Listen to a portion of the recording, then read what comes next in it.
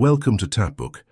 We are excited to present to you today the captivating detective book, The Case of the Curious. This book promises to provide you with hours of great entertainment and valuable lessons. Join Tapbook as we delve into the mysterious world of The Case of the Curious and uncover the surprises that lie within. Chapter 1.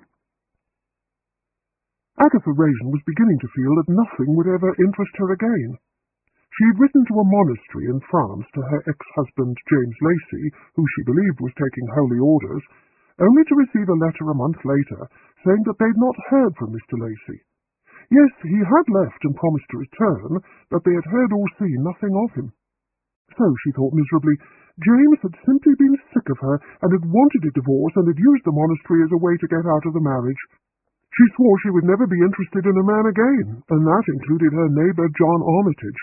He had propositioned her and had been turned down. Agatha had been hurt because he'd professed no admiration or love for her. They talked from time to time when they met in the village, but Agatha refused all invitations to dinner, and so he had finally given up asking her. So the news that the vicar, Alf Blocksby, was to get a curate buzzed around the village but left Agatha unmoved.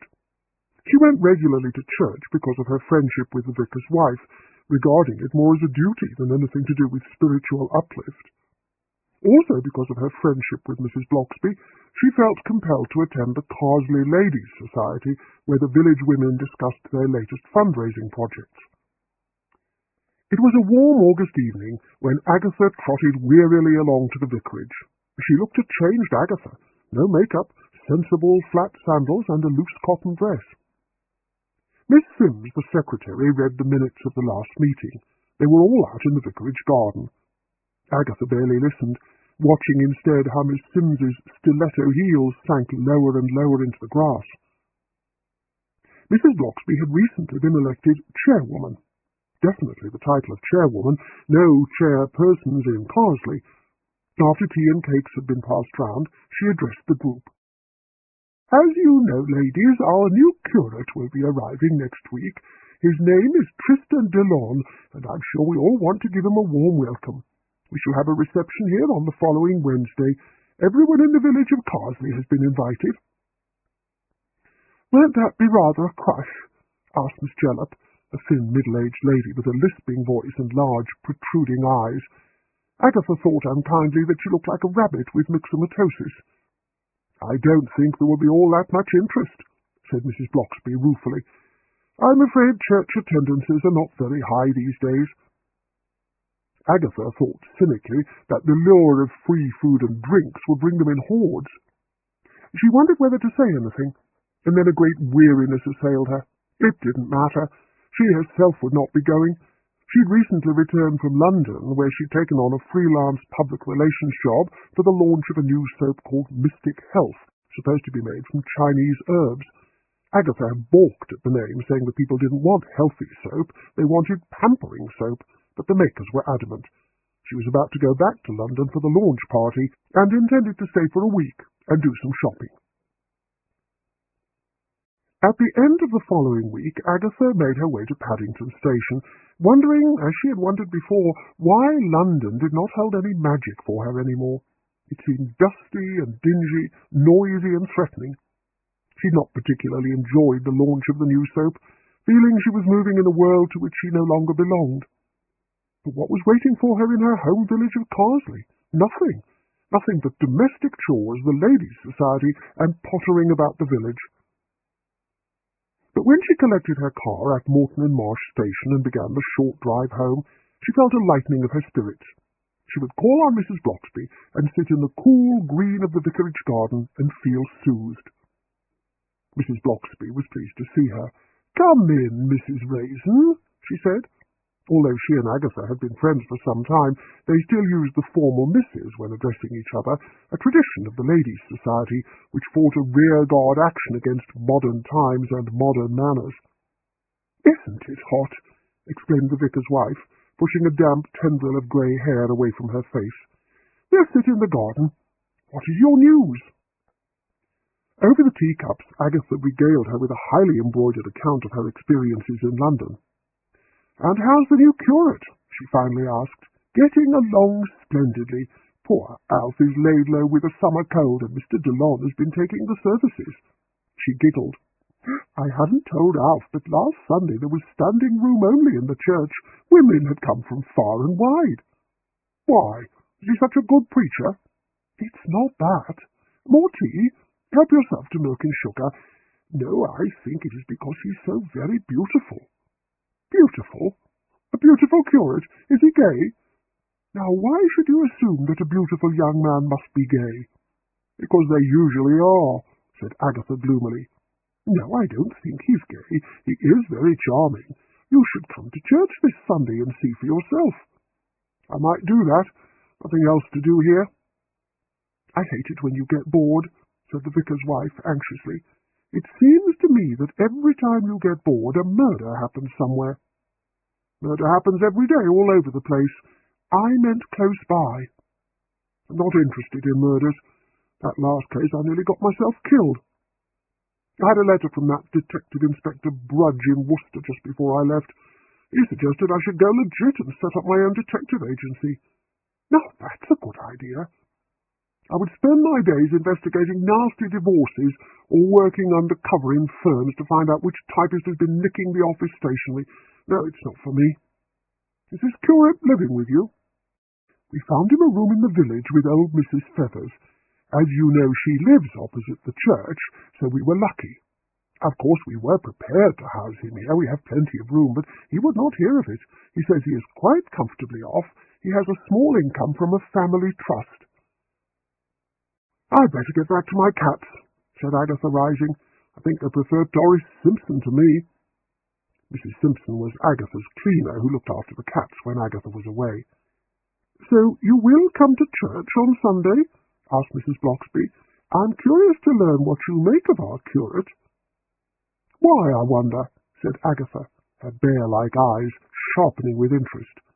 "You have reservations about him?" "I feel he is too good to be true. I shouldn't carp. We're very lucky to have him. Truth to tell, I think my poor Alf is a little jealous. Though I said nothing about it, he heard from the parishioners about the crowds in the church." "Must be awful to be a vicar and to be expected to act like a saint," said Agatha. "All right, I'll be there on Sunday." When she got back to her cottage, Agatha opened all the windows and the kitchen door as well, and let her cats, Hodge and Boswell, out into the garden. "I don't think they even miss me," thought Agatha, watching them roll on the warm grass. "Doris comes in and feeds them and lets them in and out, and they're perfectly happy with her." There was a ring at the doorbell, and she went to answer it. John Armitage, her neighbour, stood there. "I just came to welcome you back," he said. "Thanks," retorted Agatha. "Oh, well, you may as well come in and have a drink." She was always surprised every time she saw him at how good-looking he was, with his lightly tanned face, fair hair and green eyes. Although he was about the same age as she was herself, his face was smooth and he looked younger, a fact that annoyed her almost as much as the fact that he had propositioned her because he had thought she would be an easy lay. He was a successful detective story writer. They carried their drinks out into the garden.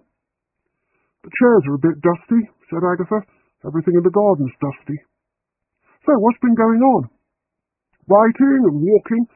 Oh, I'm tired to death of all the women in the village babbling about how wonderful the new curate is." "And is he wonderful?" "Smarmy bastard." "You're just cross because you're no longer flavour of the month." "Could be. Haven't you seen him?" "Haven't had time. I'm going to church on Sunday to have a look." "Let me know what you think. There's something wrong there." "Like what?" "Can't put my finger on it. He doesn't seem quite real." "Neither do you," commented Agatha rudely. "In what way?" "You're, 53? And yet your skin is smooth and tanned and there's something robotic about you." "I did apologize for having made a pass at you. You haven't forgiven me, obviously." "Yes, I have," said Agatha quickly, although she had not. "It's just, you never betray any emotions. You don't have much small talk." "I can't think of anything smaller than speculation about a new village vicar. Have you ever tried just accepting people as they are instead of as something you want them to be?" "You mean, what I see is what I get?" "Exactly." What Agatha really wanted was a substitute for her ex-husband, and was often irritated that there was nothing romantic about John, but as she hardly ever thought things through, she crossly dismissed him as a bore. "So, is it possible we could be friends?" asked John. "I mean, I only made that one gaffe." "Yes, all right," said Agatha. She was about to add ungraciously that she had plenty of friends, but remembered in time that before she had moved to the Cotswolds from London, she hadn't had any friends at all. "In that case, have lunch with me after church on Sunday." "Right," said Agatha. "Thanks." She and John arrived at the church on Sunday exactly 5 minutes before the service was due to begin, and found there were no seats left in the pews, and they had to stand at the back. The tenor bell in the steeple above their heads fell silent. There was a rustle of anticipation in the church. Then Tristan Delaune walked up to the altar and turned around. Agatha peered round the large hat of the woman in front of her and let out a gasp of amazement. The curate was beautiful. He stood there at the altar with a shaft of sunlight lighting up the gold curls of his hair, his pale white skin, his large blue eyes, and his perfect mouth. Agatha stood there in a daze. Mechanically she sang the opening hymn and listened to the readings from the Bible. Then the curate mounted the pulpit and began a sermon about loving thy neighbour. He had a well-modulated voice. Agatha listened to every word of a sermon she would normally have damned as mawkish and boring. At the end of the service it took ages to get out of the church. So many wanted to chat to the curate, now stationed on the porch. At last it was Agatha's turn. Tristan gazed into her eyes and held her hand firmly. "Beautiful sermon," gushed Agatha. He smiled warmly at her. "I am glad you could come to church," he said. "Do you live far away, or are you from the village?" "I live here, in Lilac Lane," gabbled Agatha. "Last cottage." John coughed impatiently behind her, and Agatha reluctantly moved on. "Isn't he incredible?" exclaimed Agatha, as they walked to the local pub, the Red Lion, where they had agreed earlier to have lunch. Was John's only reply. So when they were seated in the pub over lunch, Agatha went on, "I don't think I've ever seen such a beautiful man. And he's tall, too. About 6 feet, would you say?" "There's something not quite right about him," said John. "It wasn't a sparkling sermon, either." "Oh, you're just jealous." "Believe it or not, Agatha, I am not in the slightest jealous. I would have thought that you, of all people, would not fall for a young man simply because of his looks like all those other silly women." "Oh, let's talk about something else," said Agatha sulkily. "How's the new book going?" John began to talk, and Agatha let his words drift in and out of her brain while she plotted about ways and means to see the curate alone. Could she ask for spiritual guidance? No, he might tell Mrs. Bloxby, and Mrs. Bloxby would see through that ruse. Maybe dinner? But she was sure he would be entertained and feted by every woman in not only Carsley, but in the villages around. "Don't you think so?" she realized John was asking. "Think what?" "Agatha, you haven't been listening to a word I've said. I think I'll write a book and call it Death of a Curate." "I've got a headache," lied Agatha. "That's why I wasn't concentrating on what you were saying." After lunch, Agatha was glad to get rid of John so that she could wrap herself in brightly coloured dreams of the curate. She longed to call on Mrs. Bloxby, but Sundays were busy days for the vicar's wife, and so she had to bide her time with impatience until Monday morning. She hurried along to the vicarage, but only Alf, the vicar, was there, and he told her curtly that his wife was out on her rounds. "I went to church on Sunday," said Agatha. "I've never seen such a large congregation." "Oh, really?" he said coldly. "Let's hope it is still large when I resume my duties next Sunday. Now, if you will excuse me." He gently closed the door. Agatha stood there seething with frustration. Across the road from the church stood the house where Tristan had a room, but she could not possibly call on him. She had no excuse. She was just walking away when she saw Mrs. Bloxby coming towards her. Agatha hailed her with delight. "Want to see me?" asked Mrs. Bloxby. "Come inside and I'll put the kettle on." Mrs. Bloxby opened the vicarage door. The vicar's voice sounded from his study with dreadful clarity. "Is that you, dear? That awful woman's just called." "Excuse me," said Mrs. Bloxby, and darted into the study and shut the door behind her. She emerged a few moments later, rather pink in the face. "Poor Alf! Some gypsy woman's been round pestering him to buy white heather. He's rather tetchy with the heat. I'll make tea." "Coffee, please." Agatha followed her into the kitchen. "We'll go into the garden and you can have a cigarette." "You forget I've given up smoking. That trip to the hypnotist worked. Cigarettes still taste like burning rubber the way you said they would." Mrs. Bloxby made coffee, put 2 mugs of it on a tray, and carried the tray out into the garden. "This dreadful heat," she said, putting the tray down on the garden table. "It does make everyone so crotchety." "I was at church on Sunday," began Agatha. "So many people. Did you enjoy it?" "Very much. Very impressed with the curate." Ah, Mr. Delorme. Did you see anything past his extraordinary good looks?" "I spoke to him on the porch. He seems charming." "He's all of that."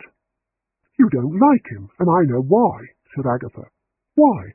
"Because he is filling up the church the way Mr. Bloxby never could." "Mrs. Raisin, when have I ever been petty?" "Sorry, but he does seem such a wonderful preacher." "Indeed. I forget what the sermon was about. Refresh my memory." But try as she could, Agatha could not remember what it had all been about, and she reddened under Mrs. Bloxby's mild gaze. "You know, Mrs. Raisin, beauty is such a dangerous thing. It can slow character formation, because people are always willing to credit the beautiful with character attributes they do not have." "You really don't like him?" "I do not know him or understand him. Let's leave it at that." Agatha felt restless and discontented when she returned home. She'd started to make up her face again and wear her most elegant clothes. Surely her meetings with the curate were not going to be confined to 1-minute talks on a Sunday on the church porch. The doorbell rang. Ever hopeful, Agatha checked her hair and makeup in the hall mirror before opening the door. Miss Sims, the secretary of the Ladies' Society, stood there. "Come in," urged Agatha, glad of any diversion. Miss Sims teetered after Agatha on her high heels. Because of the heat of the day, she was wearing the minimum, tube-top, tiny skirt, and no tights. Agatha envied women who were able to go around in hot weather without stockings or tights. When she went bare-legged, her shoes rubbed her heels on the top of her feet and raised blisters. "Isn't he gorgeous?" gasped Miss Sims, flopping down on a kitchen chair. "I saw you in church." "The curate. Yes, he's quite something to look at." "He's more than that," breathed Miss Sims. "He's got the gift." "What gift? Speaking in tongues?" "Nah, healing. I had this terrible pain in my back, and I met him in the village and told him about it. He took me back to his place, and he laid his hands on my back, and I could feel a surge of heat." "I bet you could," thought Agatha, sour with jealousy. "And the pain had gone, just like that." There was a clatter as Agatha's cleaner, Doris Simpson, came down the stairs carrying the vacuum cleaner. "She's going to do the sitting room, and then I'll be off," she said, putting her head round the kitchen door. "We was just talking about the new curate," said Miss Sims. "Oh, him," snorted Doris. "Slimy bastard." "Come back here," shouted Agatha as Doris retreated. "What?" Doris stood in the doorway, her arms folded over her apron, Agatha's cats purring and winding their way around her legs. "Why did you call Tristan a slimy bastard?" asked Agatha. "I don't know." Doris scratched her grey hair. "There's something about him that gives me the creeps." "But you don't know him, surely," complained Agatha. "No, just an impression. Now I must get on." "What does she know about anything?" grumbled Miss Sims. "She's only a cleaner," she added, forgetting that she herself was sometimes reduced to cleaning houses when she was between what she euphemistically called gentlemen friends. "Exactly," agreed Agatha. "What's his place like?" "Well, Mrs. Feather's cottage is ever so dark, but he's brightened up the room with pictures and throw rugs and that. He doesn't have his own kitchen, but old Mrs. Feather, she cooks for him." "Lucky Mrs. Feathers," said Agatha. "I was wondering if there was any chance of a date." Agatha stiffened. "He's a man of the cloth," she said severely. "But he ain't Catholic. He can go out with girls, same as anybody." What about your gentleman friend in bathroom fittings? Miss Sims giggled. He wouldn't have to know. Anyway, he's married.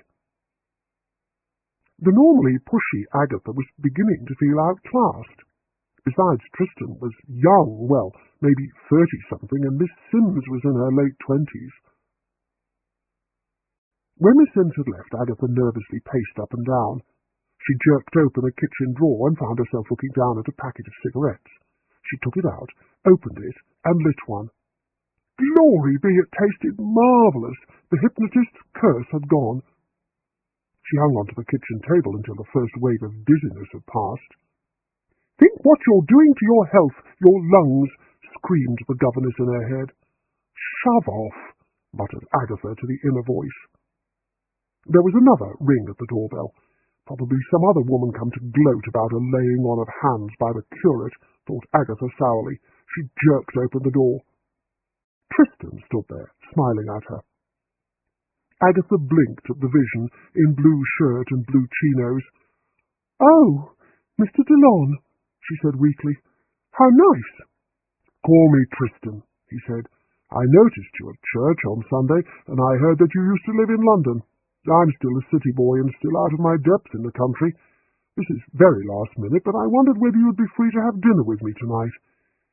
Yes, that would be lovely, said Agatha, wishing she had put on a thicker layer of makeup. Where? Oh, just at my place, if that's all right. Lovely. What time? 8 o'clock? Fine. Won't you come in? Not now. On my rounds. See you this evening. He gave her a sunny smile and waved and walked off down the lane. Agatha retreated to the kitchen. Her knees were trembling. Remember your age, snarled the voice in her head. Agatha ignored it and lit another cigarette while she planned what to wear. No more sensible clothes. She did not stop to consider what gossip the curate had heard that had prompted him to ask her to dinner. Agatha considered herself a very important person, which was her way of lacquering over her feelings of inferiority. By the time she stepped out into the balmy summer evening some hours later in a gold silk dress, the bedroom behind her in the cottage was a wreck of discarded clothes. The dress was a plain shirt-waister, Agatha having decided that full evening rig would not be suitable for dinner in a village cottage. She kept her face averted as she passed the vicarage and knocked at Mrs. Feather's door. She had not told Mrs. Blocksby about the invitation, feeling that lady would not approve. Old Mrs. Feathers answered the door. She was grey-haired and stooped and had a mild, innocent face. "Just go on upstairs," she said. Agatha mounted the narrow cottage stairs. Tristan opened a door at the top. "Welcome," he said. "How nice and cool you look." He ushered Agatha into a small room where a table had been laid with a white cloth for dinner. "We'll start right away," he said. He opened the door and shouted down the stairs, "You can start serving now, Mrs. Feathers." "Doesn't she need some help?" asked Agatha anxiously. "Oh, no, don't spoil her fun. She likes looking after me." But Agatha felt awkward as Mrs. Feathers subsequently appeared carrying a heavy tray. She laid out 2 plates of pâté de foie gras, toast melba, a chilled bottle of wine, and 2 glasses. "Just call when you're ready for your next course," she said. Agatha sat down. Mrs. Feathers spread a large white napkin on Agatha's lap before creaking off. Tristan poured wine and sat down opposite her. "Now," he said, "tell me what brings a sophisticated lady like yourself to a Cotswold village." Agatha told him that she'd always had a dream of living in a Cotswold village. She left out the bit about taking early retirement because she did not want to refer to her age. And all the time she talked and ate, she admired the beauty of the curate opposite. He had the face of an angel come to earth, with his cherubic, almost androgynous face framed by his gold curls, but his athletic, well-formed body was all masculine. Tristan rose and called for the second course. Mrs. Feathers appeared bearing tornadoes rossini, new potatoes, and salad. "Isn't Mrs. Feathers an excellent cook?" said Tristan when they were alone again. "Very," said Agatha. "This steak is excellent. Where did you buy it?" "I leave all the shopping to Mrs. Feathers. I told her to make a special effort." "She didn't pay for all this, I hope?" "Mrs. Feathers insists on paying for my food." Agatha looked at him uneasily. Surely an old widow like Mrs. Feathers could not afford all this expensive food and wine. But Tristan seemed to take it as his due, and he continued to question her about her life until the steak was finished and Mrs. Feathers brought in baked Alaska. "I've talked about nothing but myself," said Agatha ruefully. "I don't know a thing about you." "Nothing much to know," said Tristan. "Where were you before you came down here?" "At a church in New Cross in London. I ran a boys' club there, get them off the streets. It was going well until I was attacked." "What on earth happened?" "One of the gang leaders felt I was taking his members away. 5 of them jumped me one night when I was walking home. I was badly beaten up, cracked ribs and all that.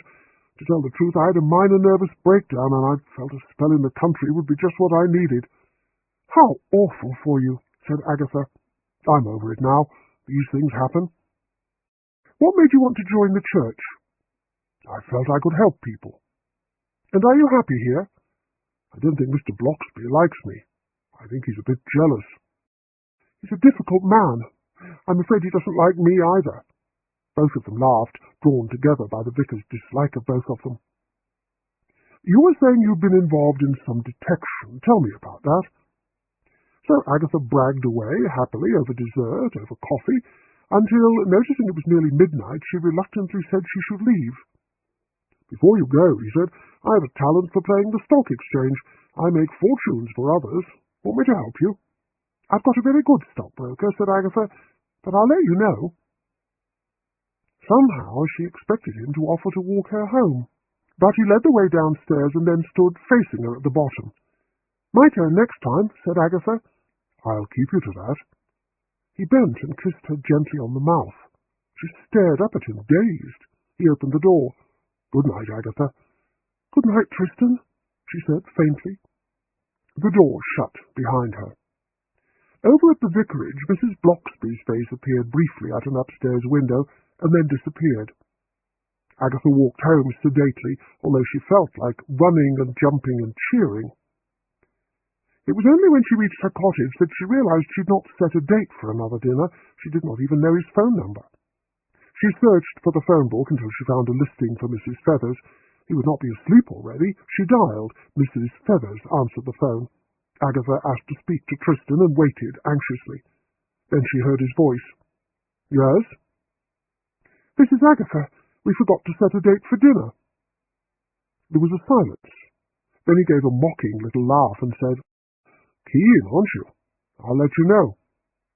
"Good night," said Agatha quickly, and dropped the receiver like a hot potato. She walked slowly into her kitchen and sat down at the table, her face flaming with mortification. "You silly old fool," said the voice in her head. And for once, Agatha sadly agreed. Her first feeling when she awoke the next day was that she never wanted to see the curate again. She felt he had led her on to make a fool of herself. A wind had got up and rattled through the dry thatch on the roof overhead, and sent small dust devils dancing down Lilac Lane outside. She forced herself to get out of bed and face the day ahead. What if Tristan was joking with Mrs. Bloxby about her? She made herself her customary breakfast of black coffee, and decided to fill up the watering cans and water the garden, as the radio had announced a hosepipe ban. She was halfway down the garden when she heard sirens rending the quiet of the village. She slowly put down the watering can and stood listening. The sirens swept past the end of Lilac Lane and up in the direction of the church and stopped. Agatha dropped the watering can and fled through the house and out into the lane. Her flat sandals sending up spirals of dust, she ran on in the direction of the vicarage. Please, God, she prayed, let it not be Mrs. Bloxby. There were 3 police cars and an ambulance. A crowd was gathering. Agatha saw John Fletcher, the landlord from the Red Lion, and asked him, "Is someone hurt? What's happened?" "I don't know," he said. They waited a long time. Hazy cloud covered the hot sun overhead. The wind had died and all was still. Rumour buzzed through the crowd. It was the vicar. It was Mrs. Bloxby. It was the curate. A stone-faced policeman was on duty outside the vicarage. He refused to answer questions, simply saying, "Move along there, nothing to see." A white-coated forensic unit arrived. People began to drift off. "I'd better open up," said the publican. "We'll find out sooner or later." Agatha was joined by John Armitage. "What's going on?" he asked. "I don't know," said Agatha. "I'm terrified something's happened to Mrs. Blocksby." Then Agatha's friend, Detective Sergeant Bill Wong, came out of the vicarage, accompanied by a policewoman. "Bill!" called Agatha. "Later," he said. He and the policewoman went to Mrs. Feathers's small cottage and knocked at the door. The old lady opened the door to them. They said something. She put a trembling hand up to her mouth, and they disappeared inside and shut the door. "There's your answer," said John Armitage. "It's the curate, and he's dead, because that ambulance hasn't moved." Chapter 2. John and Agatha decided to go back to Agatha's cottage and then return to the vicarage later. "Who would want to kill the curate, if it was the curate?" asked John. "Me," thought Agatha. "I could have killed him last night." Aloud she said, "I hate this waiting." Then she thought, "They will question Mrs. Feathers, and she'll tell them about that dinner last night. I don't want John to know about it. I've got to get rid of him." "I'm restless," she said, getting to her feet. "I think I'll go for a walk." "Good idea." "Alone." "Oh, all right." They walked together to the door. Agatha opened it. Detective Inspector Wilkes of the Merchester CID stood there, accompanied by Bill Wong and a policewoman. "May we come in?" asked Wilkes. "Yes," said Agatha, flustered. "See you later, John." He was urged on his way by a push in the back from Agatha. Agatha led the police into her living room and sat down, feeling irrationally like a guilty schoolgirl. "What happened?" she asked. "Mr. Delon, the curate, was found this morning in the vicar's study. He had been stabbed." Agatha felt hysterical. "Was he stabbed with a weird Oriental dagger?" She stifled a giggle. Wilkes glared at her. "He was stabbed with a paper knife on the vicar's desk." Agatha fought down the hysteria. "You can't kill someone with a paper knife." "You can with this one. It's very sharp. Mr. Blocksby said he kept it sharp. The church box, the one people put donations in for the upkeep of the church, was lying open. The money had gone." "I know the vicar took it from the church from time to time to record what had been donated," said Agatha, "but Mr. Delon couldn't have surprised a burglar. I don't think there were ever any donations in there worth bothering about." "Evidently, according to the vicar, there were this time. The curate had delivered a sermon the Sunday before last about the importance of donating to the upkeep of the church. There were several £100 in there. The vicar hadn't got around to counting it. He says he just checked inside and planned to get down to counting the takings today." "But what was Mr. Delon doing in the vicar's study?" asked Agatha. "If we can stop the speculation and get to your movements, Mrs. Raisin, you had dinner with Mr. Delon in his flat last night. You left around midnight." "Yes." "Were you intimate with him?"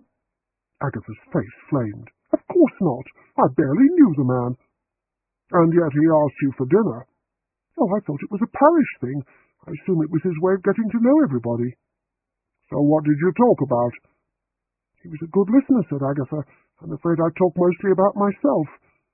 I asked him about himself, and he said he'd been at a church in New Cross in London, and that he'd formed a boys' club, and that one of the gang leaders had become angry, thinking he was taking the youth of the area away, and had had him beaten up. He said he'd had a nervous breakdown." "And you left at midnight, and that was that?" "Of course." "Do you know of any other women in the village he was particularly friendly with?" "No. I mean, I'd been away, and then I was up in London working. The first time I met him was on Sunday outside the church. Then he turned up on my doorstep yesterday and invited me to dinner." "Let's go over it again," said Wilkes. Agatha went through the whole business again, and then felt her face going red. They would check phone calls to Mrs. Feathers' phone and would know she had phoned him when she got home. "What is it?" demanded Wilkes, studying her red face.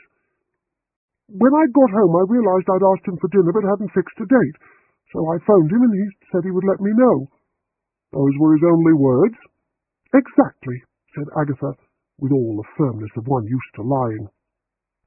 "That will be all for the moment. We would like you to come down to headquarters and sign a statement, say tomorrow morning, and to hold yourself in readiness for further questioning." As they rose to leave, Agatha's friend, Detective Sergeant Bill Wong, gave her the ghost of a wink. "Call me later," mouthed Agatha silently. As Wilkes was leaving, Agatha called, "When was Mr. Delon killed?" He turned. "We don't know. Mrs. Bloxby rose at 6:30 this morning. She went out into the garden and noticed the French windows to the study were wide open. She could see papers were blowing about. She went in to close the window and found the curate dead." Agatha felt a great wave of relief. She realized she'd been afraid the vicar might have lost his temper and struck out at Tristan. "So someone came in from outside?" "Or someone made it look that way." Agatha sat down shakily when they had left. Then she rose and phoned the vicarage. A policeman answered, and said curtly that neither the vicar nor his wife were free to come to the phone. The doorbell rang, and she rushed to answer it. For once, John Armitage got a warm welcome. "Oh, John!" cried Agatha, grabbing his arm and dragging him indoors. "Isn't this too awful? Do you think Alf did it and made it look like a burglary?" "I cannot believe our vicar would harm a fly," said John, shutting the door behind them. "Let's sit down calmly and think about it. Why did the police want to see you?" "As far as they know, I was the last one to see Tristan alive. I went to his place for dinner and left around midnight." "Oh, ho! He's a fast worker. How did that come about?" "He just turned up on the doorstep and asked me, just like that." "Tell me about it." "I've already gone over and over it with the police." She started to describe her evening again. "Wait a minute," he interrupted. "Mrs. Feathers supplied a dinner of pâté de foie gras, tornadoes Rossini, and baked Alaska. She can't be rich, and she's a widow. Didn't you think it was a bit much of him?" "I did a bit," said Agatha ruefully. "Sounds a bit of a taker to me. Did he try to get money out of you?" "You do underrate my charms, don't you?" "Oh, Lord, I've just remembered something. He said something about being a whiz at playing the stock exchange and that he could invest money for me. I said I'd a very good stockbroker, but that I'd let him know." "So that was why he asked you for dinner." "What do you mean?" demanded Agatha huffily. "Look at it this way. He'd conned old Mrs. Feathers into supplying an expensive meal. Who knows, he may have got his hands on her savings. You know what the gossip in this village is like. He'd have heard you're rich. You've got a bit of a reputation when it comes to men."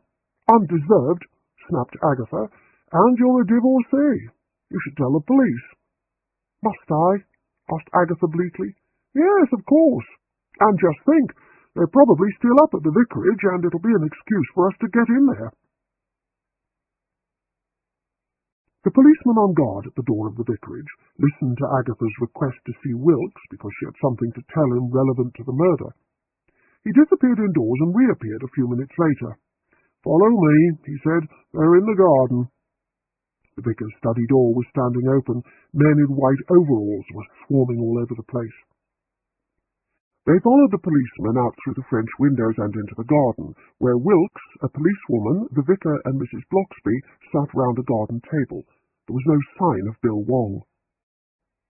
Mrs. Bloxby was holding her husband's hand. Both looked strained. "What is it?" asked Wilkes. Agatha drew up a chair and sat down. She told him about the expensive dinner and about the offer to invest money for her. "This might give us an angle," said Wilkes slowly.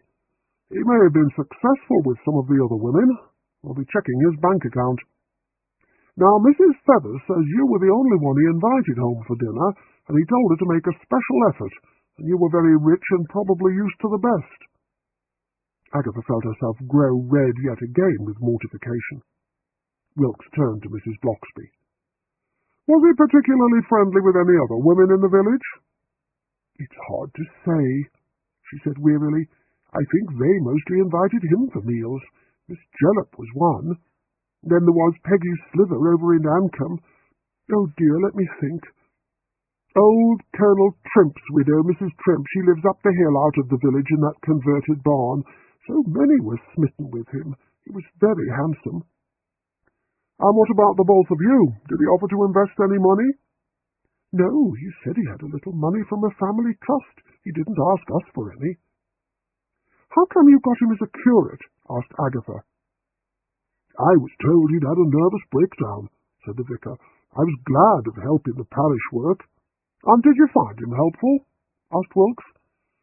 "The first week was fine, but then he became selective."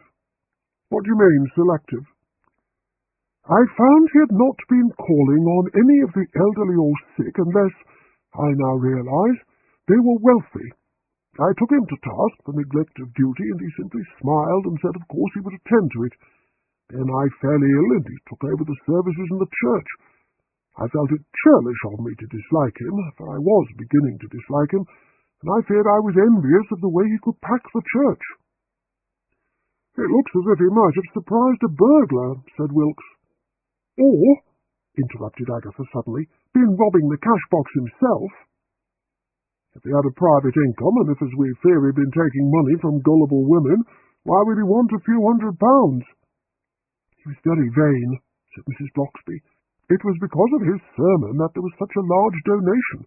I think he probably saw that money as rightly his. And he had a key to the vicarage, said Wilkes, who had already established that fact. Those long windows into the study, do you keep them locked? Mrs. Bloxby looked guilty. We do try to remember to lock them, but sometimes we forget. Up until recently we never bothered to lock up at night, but with the police station having been closed down, along with all the other local stations, there have been a lot of burglaries recently. So far we can't find any sign of a break-in, and no fingerprints at all, not even the vicar's, said Wilkes. Excuse me, I'll see how they're getting on. Come with me, Reverend, and check again to see if there's anything else missing. The vicar, the policewoman, and Wilkes went indoors. Is there anything I can do for you? Asked Agatha, taking Mrs. Bloxby's hand in hers. You've helped me so much in the past, when horrible things have happened to me.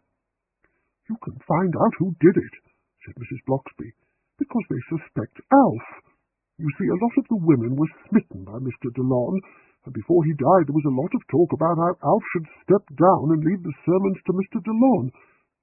My husband, she sighed, can be, well, not very tactful, and when Miss Jellop suggested such an arrangement to him, he told her not to be such a silly woman. The police are already beginning to think that Alf was jealous of Mr. Delon. He was in bed with me when the murder took place, and so I told them, but they look at me in that way which seems to say, you would say that. We'll do our best, said John. Agatha looked at him in surprise. She'd forgotten he was there. A man as good-looking as John had no right to be so forgettable. I think, pursued John, that we should start off with whichever church he was at in New Cross in London before we came down here. But the police will dig all that up, protested Agatha. I still think we might be able to find out things the police don't know. They'll be sticking to facts. We can find out if he conned any of the women in New Cross out of money. One of them could have been watching Mrs. Feather's cottage and seen him slip out. She may have entered the study by the French windows. There's no flower bed in front of the windows to leave footprints, only grass. It all sounds far-fetched to me, said Agatha crossly. Crossly because she expected everyone at all times to play Dr. Watson to her Sherlock Holmes. I mean, what sort of person would watch the cottage all night? A jealous, furious woman, said John. Come on, Agatha, don't knock it down just because it wasn't your idea. We'll hang around another day to be available for the police, and then we'll go off. I think that's a very good idea, said Mrs. Bloxby quietly. All right, said Agatha sulkily. Mrs. Bloxby, despite her fear for her husband and her shock at the murder, could not help but feel amused. There was something childlike about Agatha Raisin, with her bear-like eyes under a heavy fringe of glossy brown hair, registering a pouting disappointment that someone else was getting in on the act. Now, have you eaten? Asked Agatha. I've got some microwave meals at home I could bring along. No, thank you, said the vicar's wife. Neither of us feels like eating. She privately thought that even if she and her husband had been starving, they could not have faced one of Agatha's shop-bought frozen meals. Agatha lit a cigarette. Agatha! Exclaimed Mrs. Bloxby, startled into the use of Agatha's first name. You're smoking again. Tastes all right now, mumbled Agatha. John produced a small notebook. I'll just make a note of these women who were close to Tristan. Let me see, there was a Miss Jellop, and then there were two others. Peggy Slither and Mrs. Tremp, said Mrs. Bloxby. You call her Peggy? Asked Agatha. First name? She is not a member of the Ladies' Society. What's she like, and where does she live? Asked John. In Ancombe, a cottage called Shangri-La. That's a bit twee. I think she means it to be a sort of joke. She finds it fashionable to adopt the unfashionable. She has gnomes in her garden, that sort of thing. Rather loud and busty, about 50. Her money comes from fish and chips. She never married. Her father had a profitable chain of fish and chip shops, and she sold them when her father died. I know Miss Jellop, snapped Agatha, who did not like John's taking over the investigation. Mrs. Bloxby leaned back and closed her eyes. We better go, said John. Phone me if there's anything I can do, said Agatha. Mrs. Bloxby opened her eyes. Just find out who did it. When John and Agatha arrived back at Agatha's cottage, it was to find Bill Wong waiting outside for them. Thought I'd drop in for a chat. Trust you to land in trouble again, Agatha. Agatha unlocked the door. Come in and we'll have coffee in the garden. Bill Wong was Agatha's first friend, a young police detective, half Chinese and half English. When they were seated in the garden, he surveyed Agatha with his brown, slanting eyes. I know you've already made a statement, but I'd like to know a bit more about your evening with Tristan. Did he come on to you? Well, he kissed me. And didn't that let you know there was something funny about him? Demanded John sharply. I mean, the difference in ages and all that. I have attracted younger men before, said Agatha waspishly. So, he kissed you. When? Asked Bill. When I was leaving. What sort of kiss? Social peck? No, a warm one on the lips. What's all this about? It's this money business. He was after money, we think. I wondered how far he was prepared to go. If he'd had a full-blown affair with any of them, that might have been a reason for murder. He didn't have an affair with me, said Agatha. I'd have sussed him out sooner or later. I'm not stupid, you know. Women can become very stupid faced with such beauty. I saw him preach. My girlfriend heard all about him and dragged me along to church. Girlfriend? Agatha was momentarily distracted. Alice Bryan. She works as a teller in Lloyd's Bank in Merchester. Serious? It always is, said Bill sadly. And it'll be over like a shot when she meets your parents, thought Agatha. Bill's parents could repel any girlfriend. Anyway, said Bill briskly, what did you talk about? Me, mostly, said Agatha ruefully. When I realized it was all about me and nothing about him, I asked him about himself. He told me about working in New Cross and forming a boys' club, and how the gang leaders thought they were losing members because of him. 5 of them had attacked him one night and injured him, and then he had a nervous breakdown. Which church in New Cross was it? Asked John. St. Edmund's. Here, I don't want you pair poking your nose in and interfering with police work. As if we would, said Agatha, flashing John a warning look. What did you think of Tristan when you heard him preach? John asked Bill. I thought him stupid and vain, and the sermon was a load of nothing. On the other hand, I could have been jealous. Alice was gazing at him as if an angel had come to earth. So, Agatha, he didn't try to persuade you in any determined way to let him have money. No, apart from suggesting he could invest some for me, he let the subject drop. Strikes me as odd from the little I know of him. Any suggestion of a future dinner date? No. Agatha flushed angrily. Bill eyed her shrewdly. He got Mrs. Feathers to go to a lot of trouble producing an expensive dinner, and nothing came of it. I bet he thought you were a waste of space. If he thought so, he didn't tell me. We'll find out more when we study his bank account and find out who's been giving him money, and if he invested any of it, I'll eat my hat. It still seems odd, this idea of someone watching the cottage during the night and then following Tristan to the vicarage, said John. If he'd cheated old Mrs. Feathers and she'd just found out about it, she could have heard him going out and followed him, the old sleep lightly. I can't see old Mrs. Feathers at her age going to tackle a young man like that. She could simply have meant to berate him if she found him taking the church money, pursued John, and seized that letter opener and stabbed him. I mean, how many people would know that letter opener was so sharp? Did you, Agatha? I was there one day talking to Mrs. Bloxby when the vicar came in carrying the post. He was slicing open the letters, and I remember thinking then that the letter opener must have been sharp. It was a silver one in the shape of a dagger, not a real dagger. "And what about the vicar himself?" asked John quietly. "I mean, he could have caught him at it. Was there any sign of a struggle?" "No, Tristan was stabbed with one blow to the back of the neck." "Yes, that would take a lot of force," said Agatha. "Not necessarily," said Bill. "As the knife was sharp, once the skin was penetrated, then the blade would sink in easily, and it was sunk in up to the haft, rather like stabbing a melon. But we'll know more after the post-mortem." "I read somewhere," said John, "that victims of stab wounds don't often die immediately. Say the vicar did it, not in his study, but at Tristan's. Wonder if he has a key to that cottage.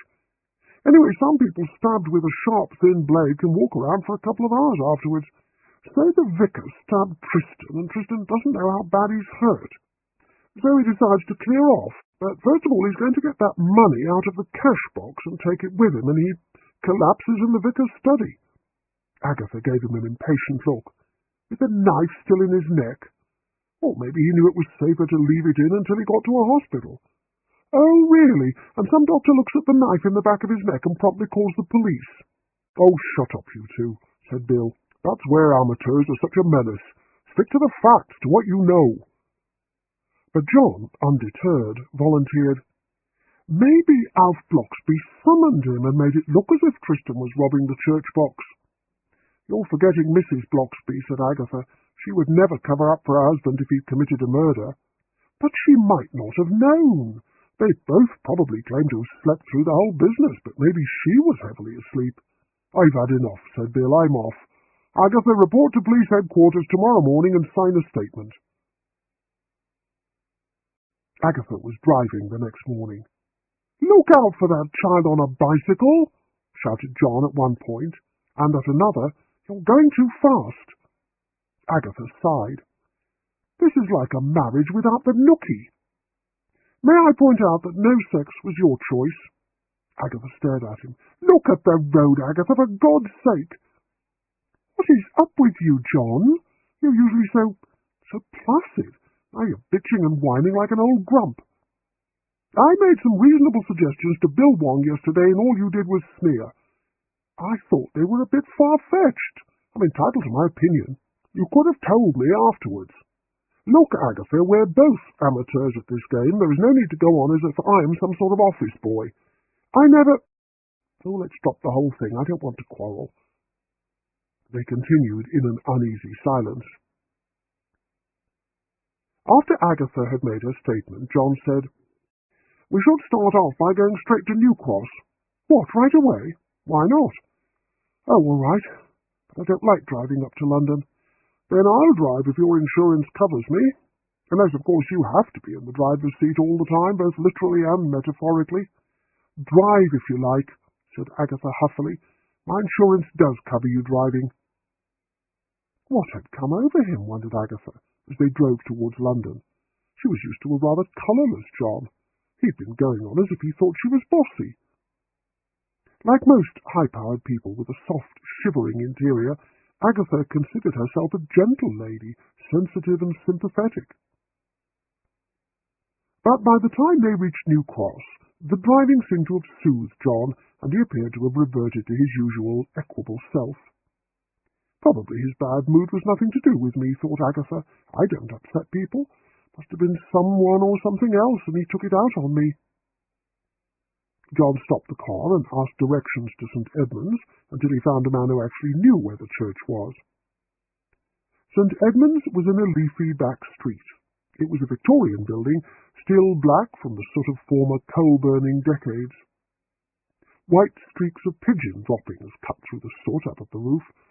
It had 4 crenellated spires with weather vanes of gold pennants.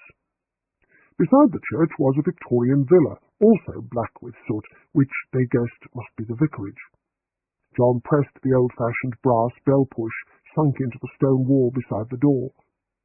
The door was opened after a few moments by a heavy-set woman with her hair wound up in pink plastic rollers. She had a massive bosom under an overall and a large, truculent red face. "What is it?" "We would like to see the vicar," said John. "It's in a study." Would you mind telling him we're here?" Without asking them who they were, the woman shuffled off.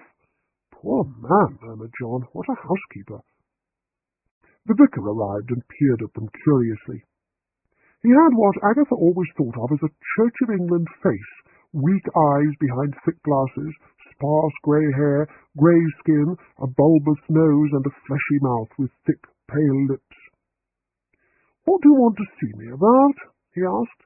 His voice was beautiful, the old Oxford accent, so pleasant to listen to that it sounds like no accent at all. "I'm Agatha Raisin, and this is John Armitage. We both live in Carsley and are friends of the vicar there, Mr. Alfred Bloxby." "Oh, dear." His face creased up in distress.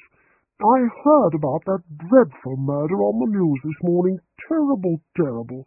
How do you do? I am Fred Lansing. Do come in." He led them into the study, a shabby, book-lined room.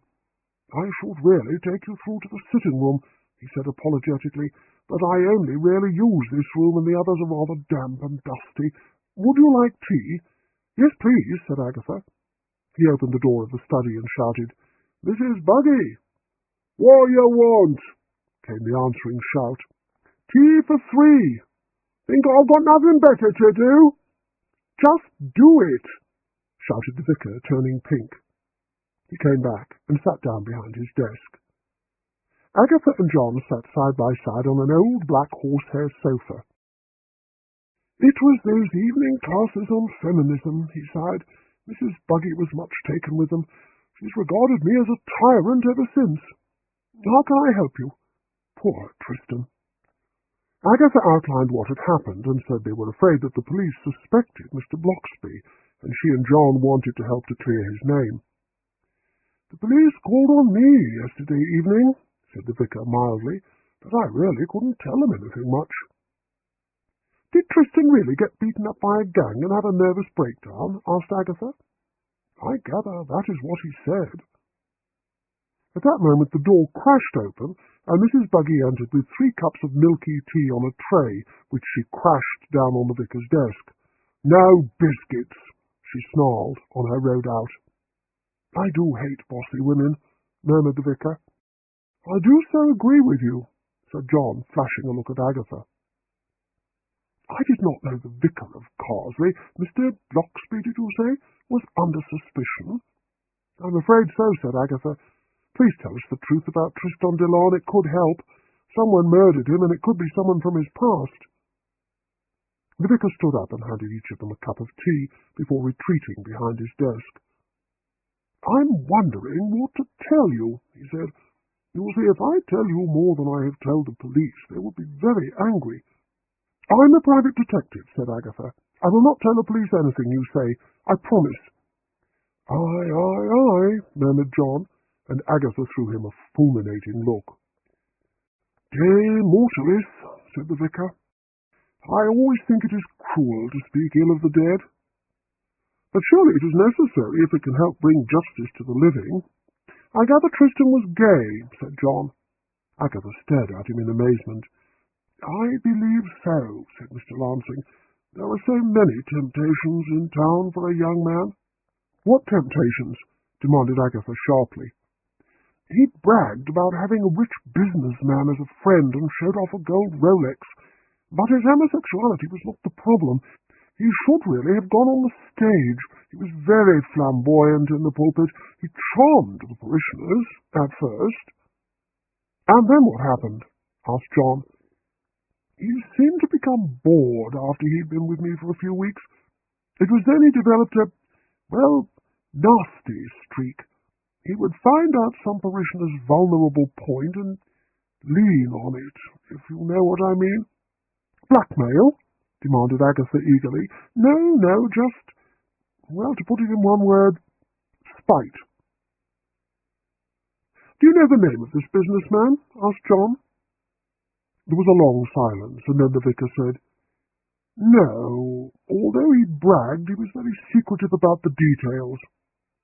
"He does know who it is," thought John. Agatha sat forward on the sofa, her bear-like eyes glistening.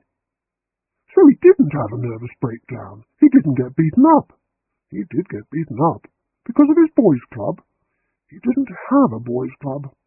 He appeared very frightened, however, and he said he had to get away. He seemed to become quite demented. He was also very penitent and said he wanted to make a new start. I made inquiries and hit on the idea of removing him to a quiet country village. He'd done nothing criminal, you see, and he did seem determined to become a better person. Did he have any particular friend in the parish?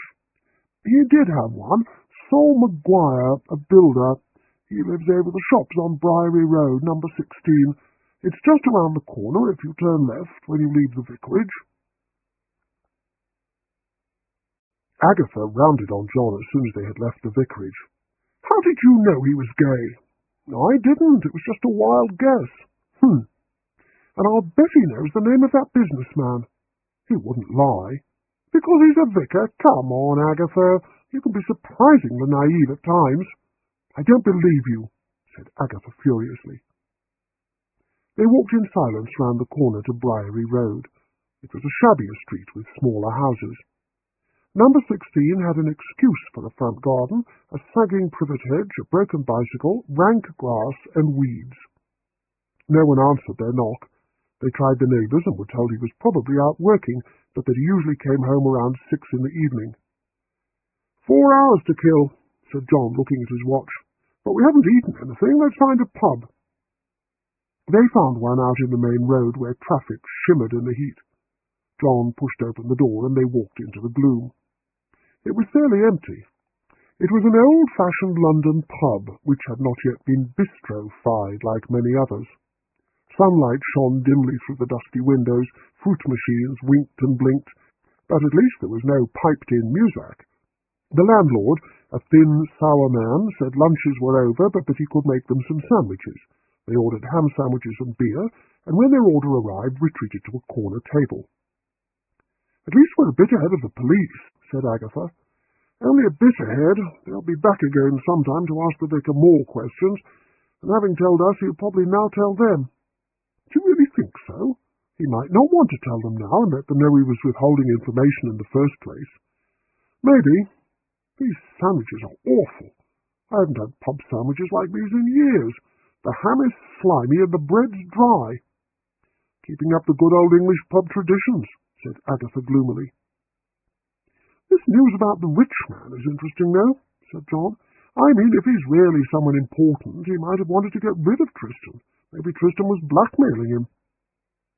We forgot to ask how long it was between Tristan leaving New Cross and Tristan arriving in Carsley. How would that help? If it was a long period, he might not have that much left in his bank account. You see, he wasn't in Carsley long enough to fleece anyone to any significant degree. I think he liked to spend money on himself. Whatever he had got, he might have dissipated, so his bank account won't give much of a clue. It will, said John, if it shows checks from any of the villagers or from this businessman, whoever he is.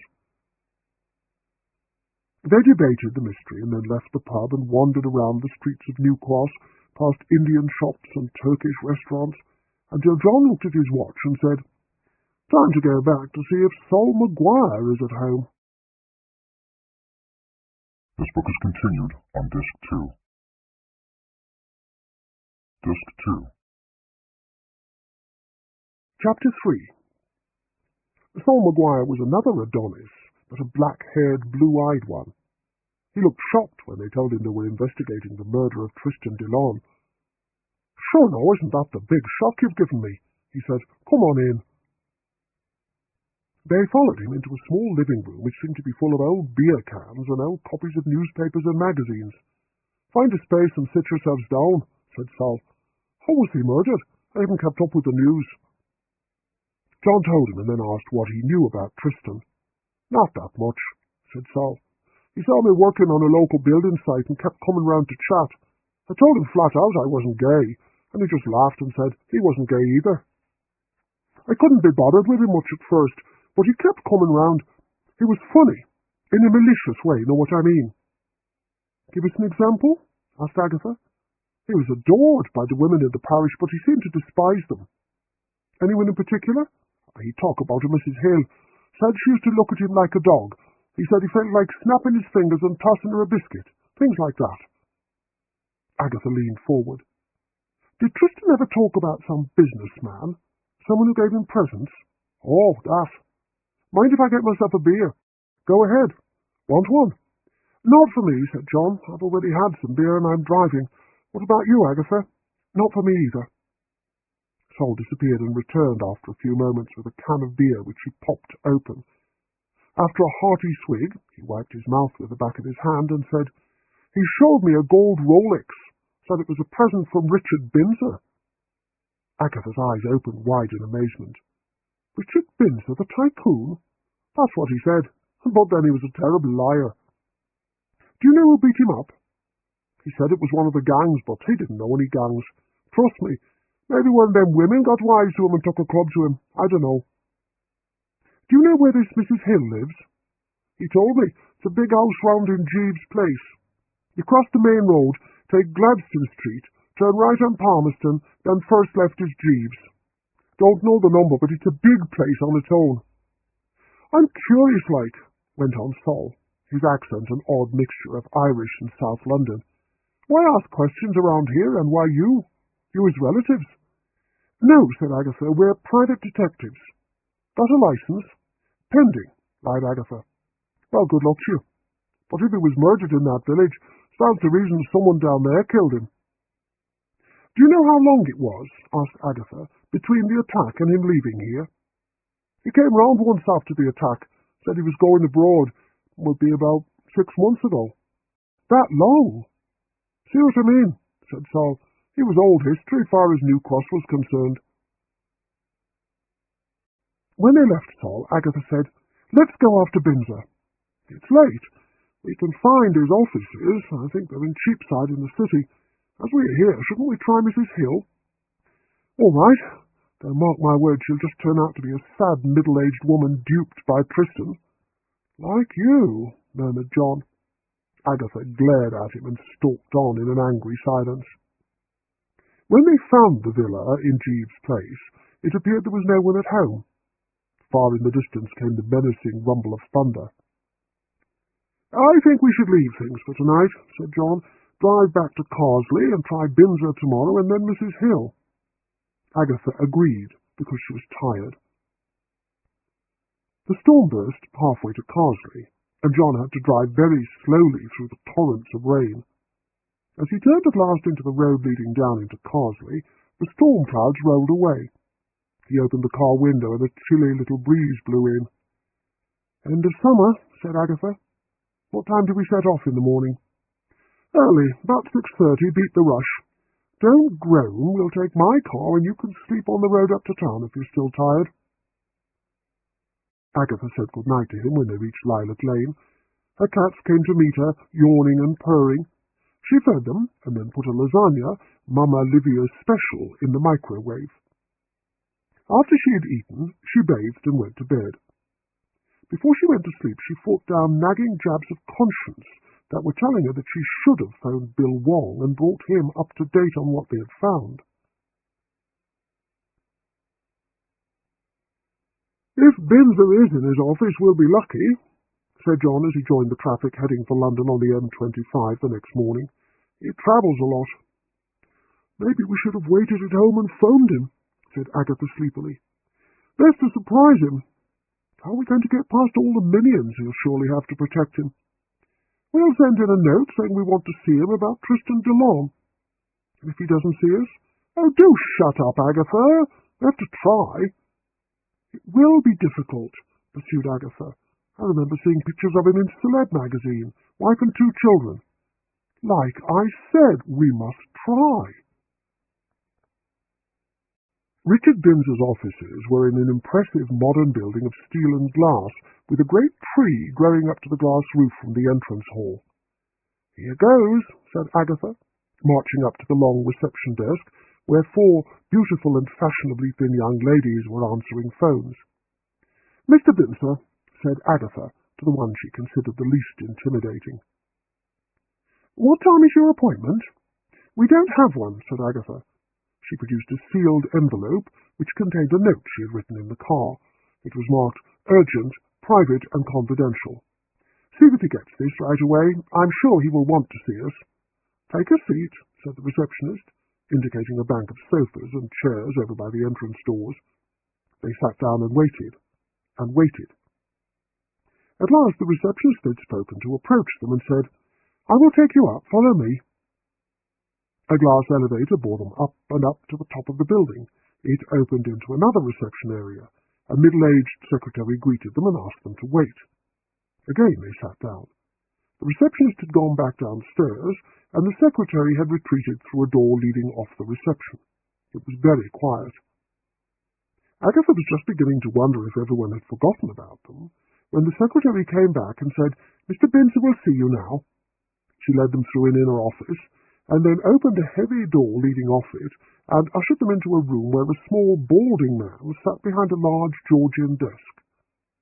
He did not rise to meet them, simply surveyed them coldly, then said, "That will be all, Miss Partle. I will call you if I need you." The secretary left and closed the door behind her. "Sit," commanded Richard Binzer, indicating two low chairs in front of his desk. Agatha and John sat down. "You're not quite what I expected. I am taping this, and I warn you both, if you try to blackmail me, I will call the police." "We're not here to blackmail you," said John. "We're investigating the death of Tristan DeLon." "And you are?" "John Armitage and Agatha Raisin." "John Armitage, the writer?" "Yes. I've read all your books." The tycoon visibly thawed. John explained that they both lived in Carsley and were friends of the vicar and anxious to clear his name, that they had learned that Binzer had given Tristan presents. Binzer switched off the tape recorder and passed a hand over his forehead. "I thought you were his relatives." "Was Tristan trying to blackmail you?" "Oh, yes, but he didn't get anywhere. I may as well tell you what happened. I suppose the police will find out about me eventually. Where shall I begin? I give a lot of money to charities, but my employees sift through the applications, type up a report, and I decide how much each should get. Therefore I was a bit taken aback when my senior secretary, Miss Partle, insisted that I should see Tristan in person. It seemed he wanted to raise funds to start a boys' club in New Cross. I was amused that my usually stern secretary appeared to have been bowled over by this Tristan, and so I agreed to see him. He was so beautiful and so charming that I began at times to doubt my own sexuality. He flattered me very cleverly. I do not have a son, and it amused me to see the way Tristan's eyes lit up when I gave him a present. Then I cut off the friendship." "Why?" asked Agatha. "I went down to the church in New Cross one day to find out how the boys' club was getting along. I'd given Tristan a cheque for £10,000 to rent a hall and buy equipment. He'd asked for more money, but being first and last a businessman, I wanted to see how he'd use the money he already had. He was out when I called, but the vicar was there. He said he'd never heard of a boys' club. Tristan came in at that point and waffled and protested that he'd meant it to be a surprise, but it became clear to me that he'd done nothing. I did not want anyone to know how I'd been suckered, and so I left the vicar to deal with him. Then Tristan wrote to me, threatening to tell my wife that we'd had an affair, which we most certainly had not, and saying he would show her the presents I'd given him. I told him if he approached me again I would go straight to the police and that I'd taped his call. All my calls were taped. I never heard from him again. But I was puzzled at being so easily taken in. I consulted a psychiatrist friend and outlined what I knew of Tristan's character. He asked me if Tristan was fascinated by mirrors. It seemed an odd question, but I remembered that on the few occasions I'd taken Tristan out for dinner to a restaurant with a lot of mirrors, that he would sit gazing fascinated at his own reflection. The psychiatrist said he was probably a somatic narcissist, and that this type of narcissist could charm people by exuding that warm, fuzzy, emotional feeling of well-being you get on a good day. He said this type could be prone to violence. Anyway, that was Tristan's charm. He made me feel good about myself. I was sure, however, that I would hear from him again, but not a word. When I received your note, I thought he had left some journal about our friendship and that you would come to blackmail me. But that's all there was to it. I pride myself on being a good judge of character, and yet Tristan had me completely fooled." "I don't think the police need to know about this," said John. "Unless the vicar tells them, we certainly won't. Will we, Agatha?" Again those jabs of conscience, but Agatha said reluctantly, "No." I liked him, said John, as they joined the stream of traffic heading for South London. Binzer, I suppose. You don't seem too sure. I had it in my mind that whoever beat him up or had him beaten up had something to do with his murder. A powerful man like Binzer could have had him beaten up.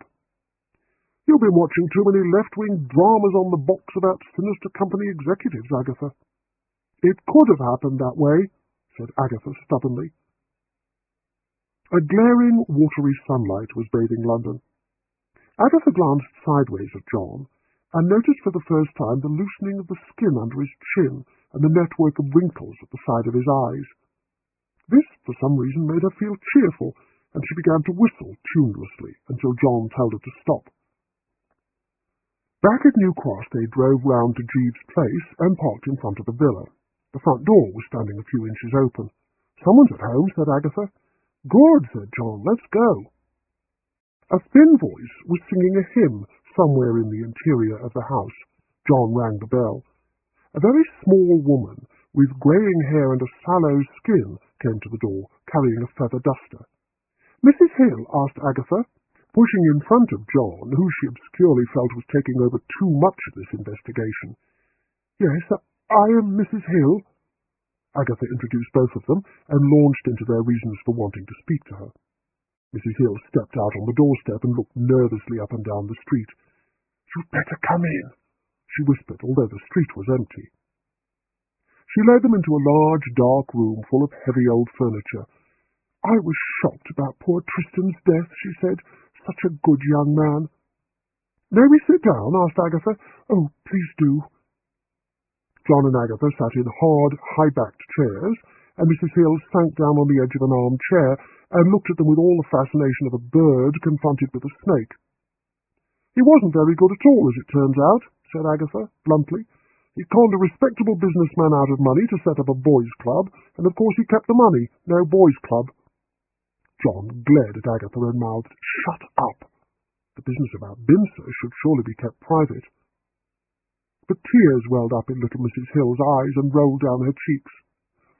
I'm so glad I wasn't the only one, she choked out. I've felt such a fool. John passed her a large, clean handkerchief, and she dried her eyes and blew her nose. Tell us about him, said Agatha gently. I felt so silly, so betrayed. You see, I adored him. I saw later what must have happened. All the houses in the street are split up into flats except mine. I have the reputation of being wealthy. I'm referred to as the rich Mrs. Hill. But to go back to the beginning, Tristan flattered me.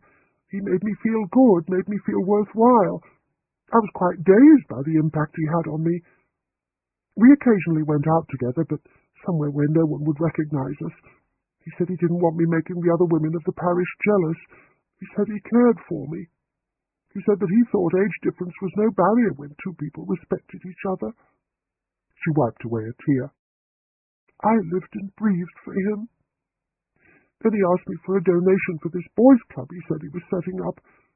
I confided in him that I had no money to spare. I lived on very little.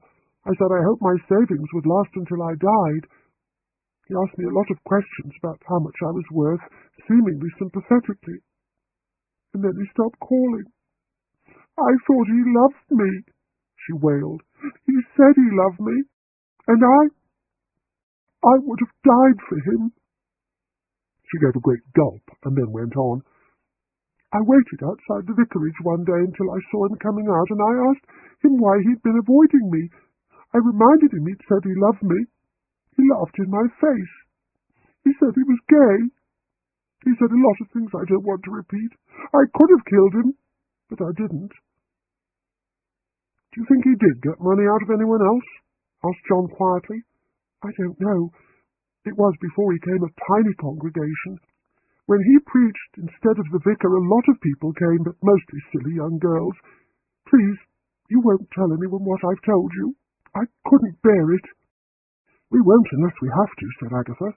You've got a lot of rooms here, haven't you? Too many, she said in a hollow voice. You should let a few rooms out, said Agatha bracingly. Give you an income. But I might get, well, bad people. Use an estate agent to handle the renting for you.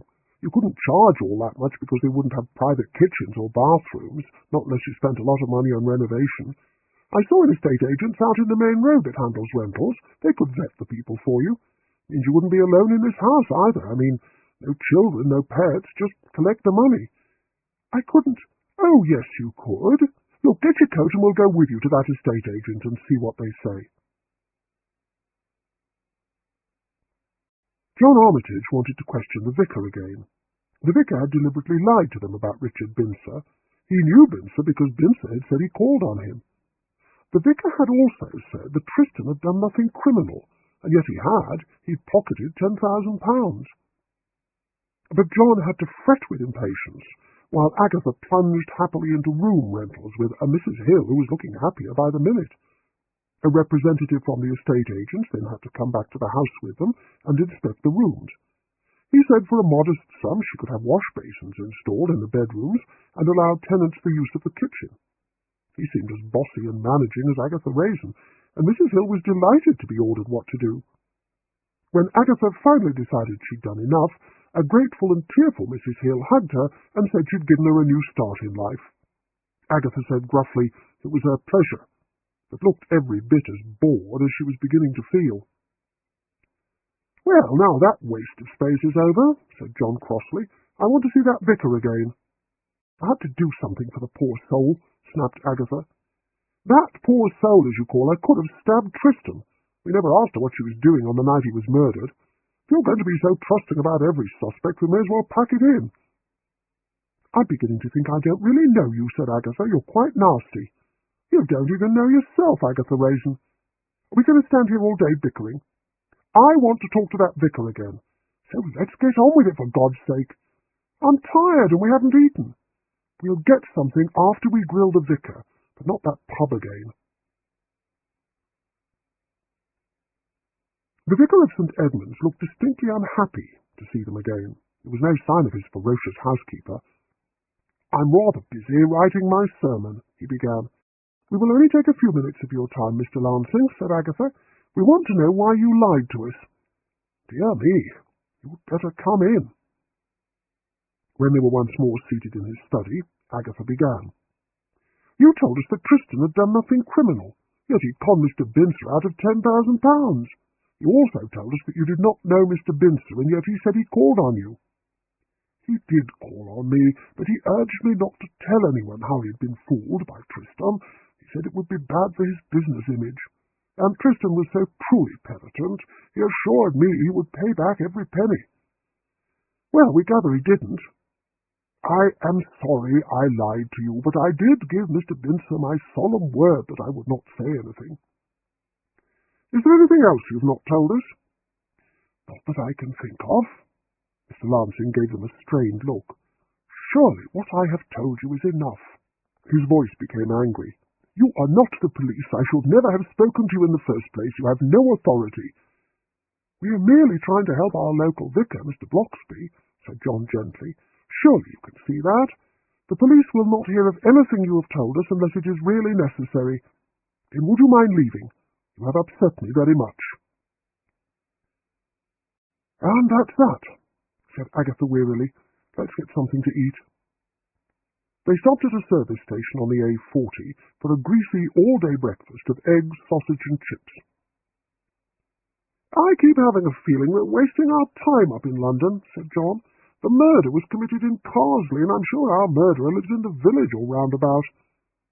"No, I think the clues lie in London," said Agatha, more out of a desire to contradict John than because she really believed it. They took to the road again, and Agatha fell asleep and did not wake until they were going through Woodstock. "Goodness, have I been asleep all that time?" she said, sitting upright. "Yes," said John, "and you snored terribly." "I've had enough of you for one day," snarled Agatha. "You're always nitpicking about something." "I was merely stating a fact," he said stiffly. Agatha stifled a yawn and thought longingly of the comfort and peace of her cottage. When John finally drove into the village, it was to see the narrow main street almost blocked by 2 television vans. "I thought the press would have given up by now," said John. He turned into Lilac Lane. A police car was standing outside Agatha's cottage. "Listen," said John fiercely. I don't know what's going on, but tell them we simply went up to London for the day to look at the shops and have a meal. No, wait, they'll check restaurants. We can tell them about the service station, and then just say we had taken a picnic lunch and ate it in Green Park. When they parked, Bill Wong and a detective constable and a policewoman got out of the waiting car. Bill looked grim. "Where were you, Mrs. Raisin?" he demanded. Agatha's heart sank at the formal use of her second name. "In London, going around the shops," she said. "Why?" "We'd better go inside," said Bill. "You come along as well, Mr. Armitage." Agatha unlocked her cottage door. "Come into the kitchen," she said, nearly tripping over her cats, which were winding themselves around her ankles. When they were all seated around the kitchen table, Agatha said, "What's this about? I've made a statement." "There has been a further development," said Bill, his eyes hard. Then he winced as Hodge dug his nails into his trouser leg. "Miss Jellop has been murdered." Chapter 4. "How? When?" asked Agatha. "We cannot ascertain the exact time of death at the moment, but sometime early this evening she was strangled.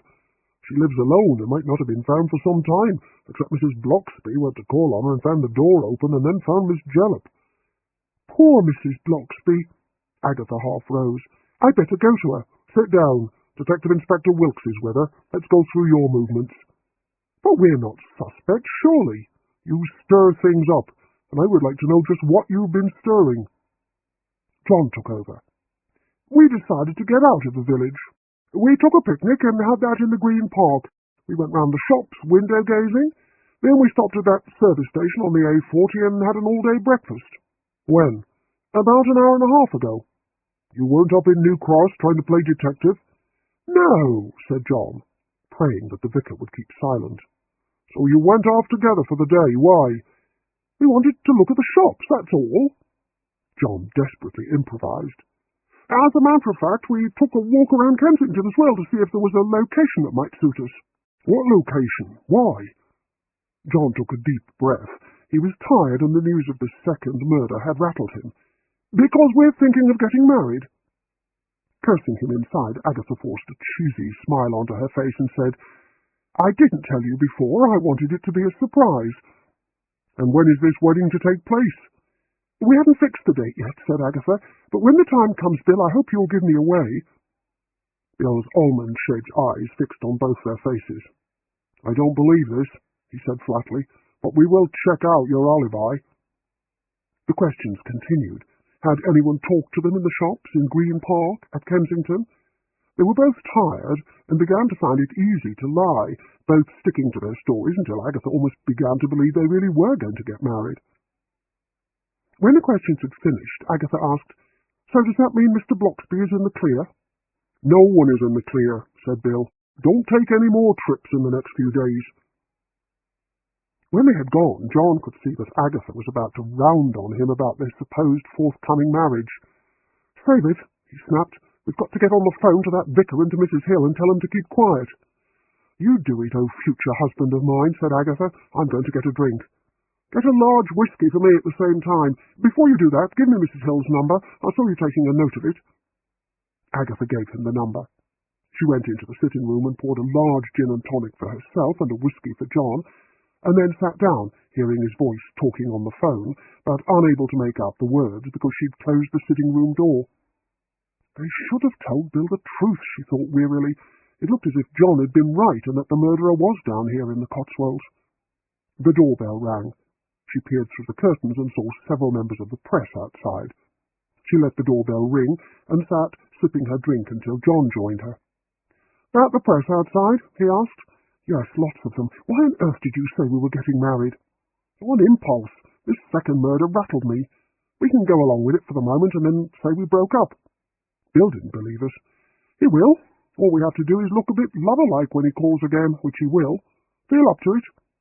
"I don't feel up to anything at the moment," said Agatha. "Why was Miss Jellop murdered?" "She obviously knew something. I think the best thing for us to do is lie low and let things quieten down.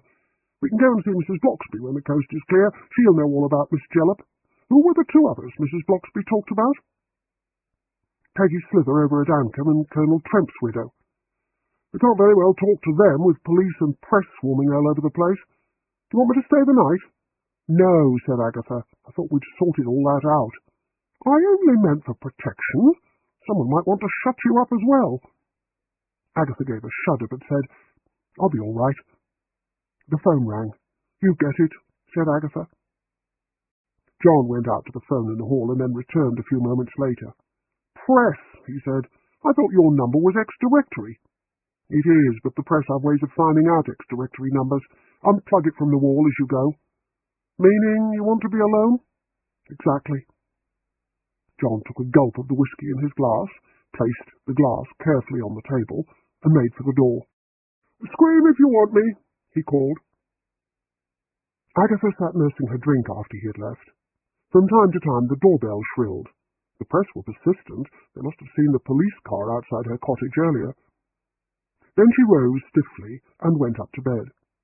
She carefully removed her makeup and peered at her face in the magnifying mirror in the bathroom. The lines around her mouth seemed to have got deeper. She undressed, took a quick shower, pulled on her nightdress, crawled into bed and lay staring up at the beams in the ceiling. At last the shrilling of the doorbell fell silent, and she sank into an uneasy sleep.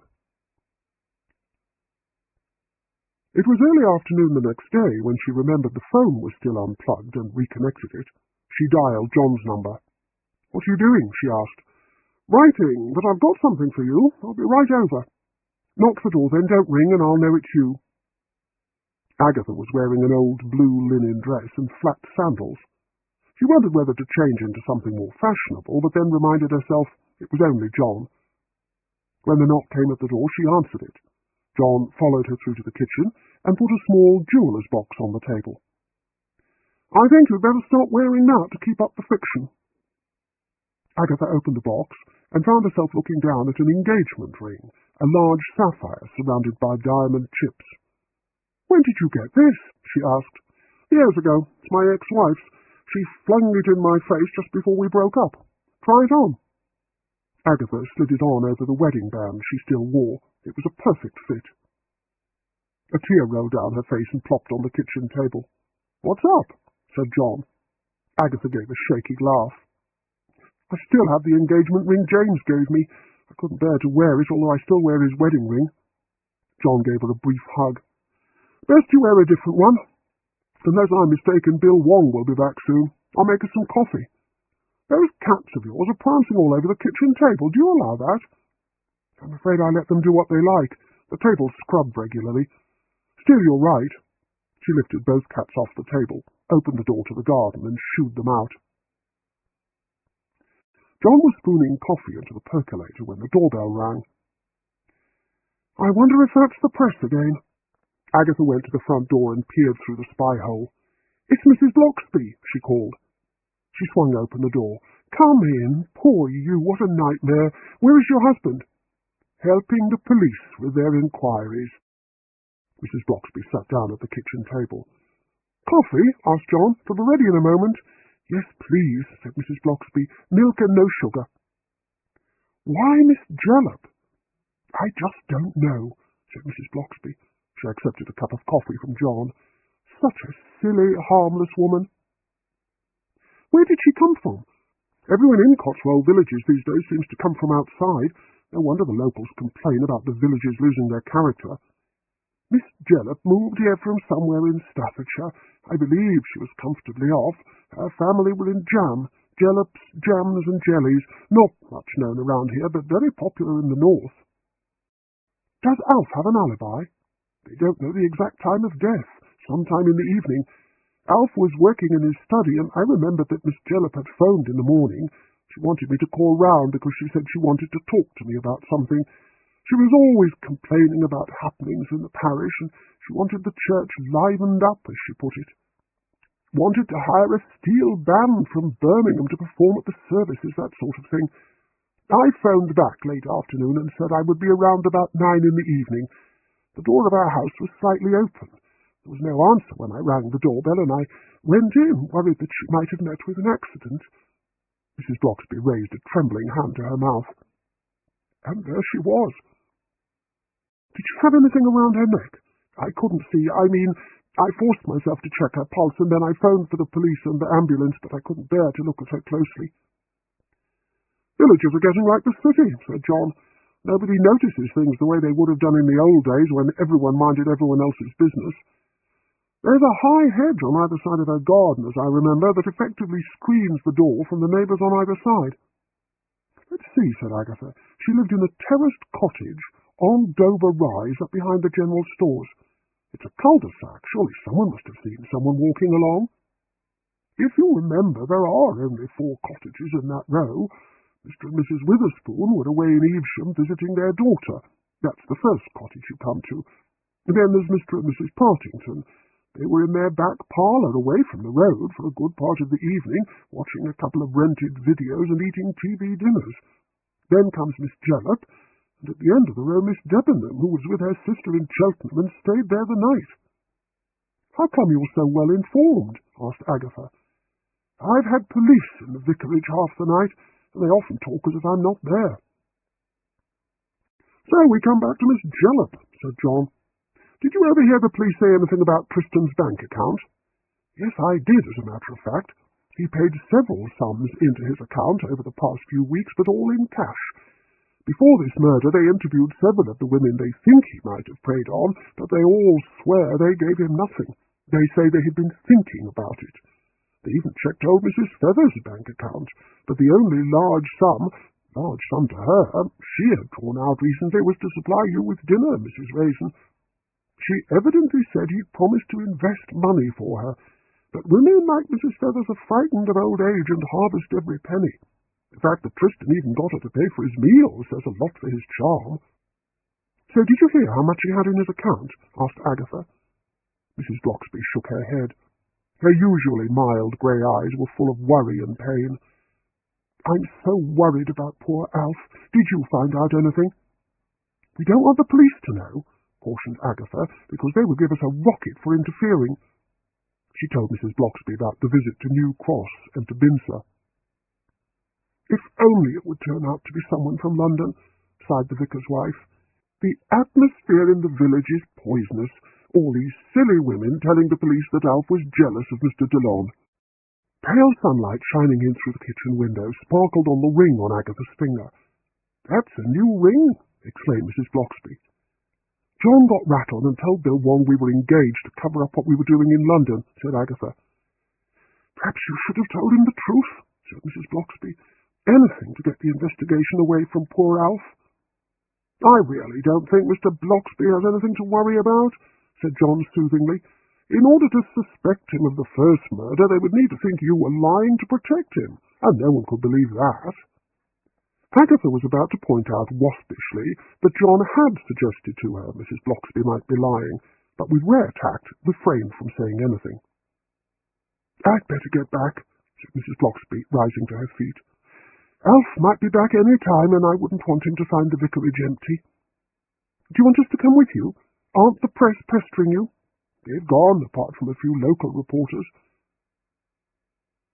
Agatha saw Mrs. Bloxby out and returned to John. Let's switch on television and look at the news, he said. Something big must have happened to send them running off.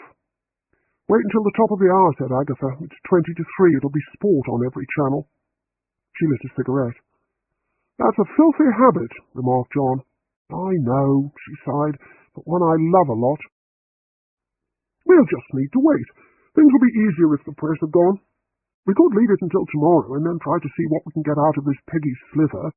She's in Amcombe and the police won't be hanging around there. Did Mrs. Bloxby say where she lived? I can't remember. Wait, and I'll get the phone book. Agatha went out and came back with a telephone directory. As Agatha turned the pages, John said, I remember. Shangri-La, that was the name of her place. That's right, name's in the garden, I remember. Here it is. Doesn't give a street, just the name of the bloody house, as if the snobby cow lived in a manor. Well, Amcombe's a small place, should be easy to find. They turned over various bits and pieces of what they knew, until Agatha noticed it was almost 3 o'clock. Let's look at the television news now. They went into Agatha's sitting room and she switched on the television set and selected the BBC 24-hour news programme. The announcer said, The Liberal Democrats, the Scottish Nationalists and the Unionists have combined to table a motion of no confidence in the government following the revelations that the Defence Minister, Joseph Demerol, had been accepting large sums of money from Colonel Gaddafi. So that's it, said Agatha. The press won't be interested in a village murder or murders. At least we should get some peace. I think I'll go and get on with my writing, said John, getting to his feet. I'll call for you in the morning, say around 10. All right, said Agatha, although she suddenly did not want to be left alone. See you. Agatha wondered what to do. A pile of shiny new paperbacks she had bought in Evesham lay on the coffee table. She picked up the first one. Jerry's Mistake, it was called. Agatha sighed as she skimmed the pages. She shouldn't have wasted her money. It was a chick flick book, which meant it would be about 30-something women in London. There would be one Cinderella character who would have a gay best friend, and the best friend would die from AIDS in the penultimate chapter. The hero would have muscled legs and be bad-tempered. She tossed it aside. The next was the first Harry Potter book. Agatha had bought it out of curiosity. She settled down to read, and became dimly aware an hour later that the doorbell was ringing. She looked through the spy-hole and saw Bill Wong. With feelings of guilt and reluctance, she opened the door. He was alone. I think it's time you and I had a chat, Agatha. Come in and bring the thumbscrews with you. We'll sit in the garden. It doesn't look too cold. No, it's nice and fresh after that storm. Agatha collected 2 mugs of coffee and carried them out into the garden. Hodge and Boswell climbed up on Bill. Hodge settled on his lap, and Boswell draped himself around Bill's neck. Amazing how those cats like you, said Agatha. I'd like to concentrate on the matter in hand, however. Bill gently removed both cats and put them down on the grass. Now, Agatha, I see you already have the ring, but why do I get the impression that the pair of you were lying to me? Because you've got a nasty, suspicious policeman's mind. We're very much in love. No, I'll be honest with you. We get along together very well, and neither of us wants to go into old age alone. So we decided to get hitched. If you say so. No word of James. I may as well tell you, that lying bastard never returned to that monastery. He'll turn up again, with your luck, probably on your wedding day. Forget about him. Any ideas why Miss Jellop was murdered? I think she might have found out something. I think that was why she phoned Mrs. Bloxby. And yet Mrs. Bloxby said Miss Jellop was always summoning her to make some complaint or another. Was she rich? Very comfortably off. Anyone inherit? She hadn't left a will. Her nearest relative was a sister who lives in Stoke-on-Trent. Tell me, Bill, anything funny in Tristan's bank account? Large sums of money. Not great. 500 here, 600 there, all deposited in cash. Total around 15,000. Seems he invented that family trust. He was born Terence Biles. Father was a post office worker, mother a housewife, both dead. Tristan changed his name by deed poll when he was 17. His parents were dead then. Nothing in his past. Good exam results at school. Studied divinity, had the curacy of a church in Kensington for a few years. Nothing sinister there. Vicar said Tristan had declared he wanted to work in a rougher area. He seemed genuinely sorry to let him go. So, Agatha, you haven't been poking your nose in where you shouldn't. No, I really have gone off the idea of detecting. I want to live a long and quiet life. Bill stood up. If you hadn't said that, I might actually have begun to believe you really were getting married. But you wanting a quiet life? Never. Just make sure if you do find anything that you tell me. After he had gone, Agatha sat on in the garden, deep in thought. What had happened to that 10,000? The police would not have asked the bank about it because they didn't know about it. Perhaps Tristan had asked for it in bits and pieces so as not to alert the income tax. Agatha phoned Bince's office and asked to speak to him. She finally got through to his personal secretary, Miss Partle. I really do wish you would leave him alone, said the secretary sharply. He's very busy. Agatha drew a deep breath. Look, lady, just get off your bum and tell him that Agatha Raisin wishes to speak to him. Well, really? Agatha waited, and then Bince's voice came on the line. What now? He said. I've told you all I know. It's just about that £10,000. How did you pay it? Cash. Cash? Echoed Agatha.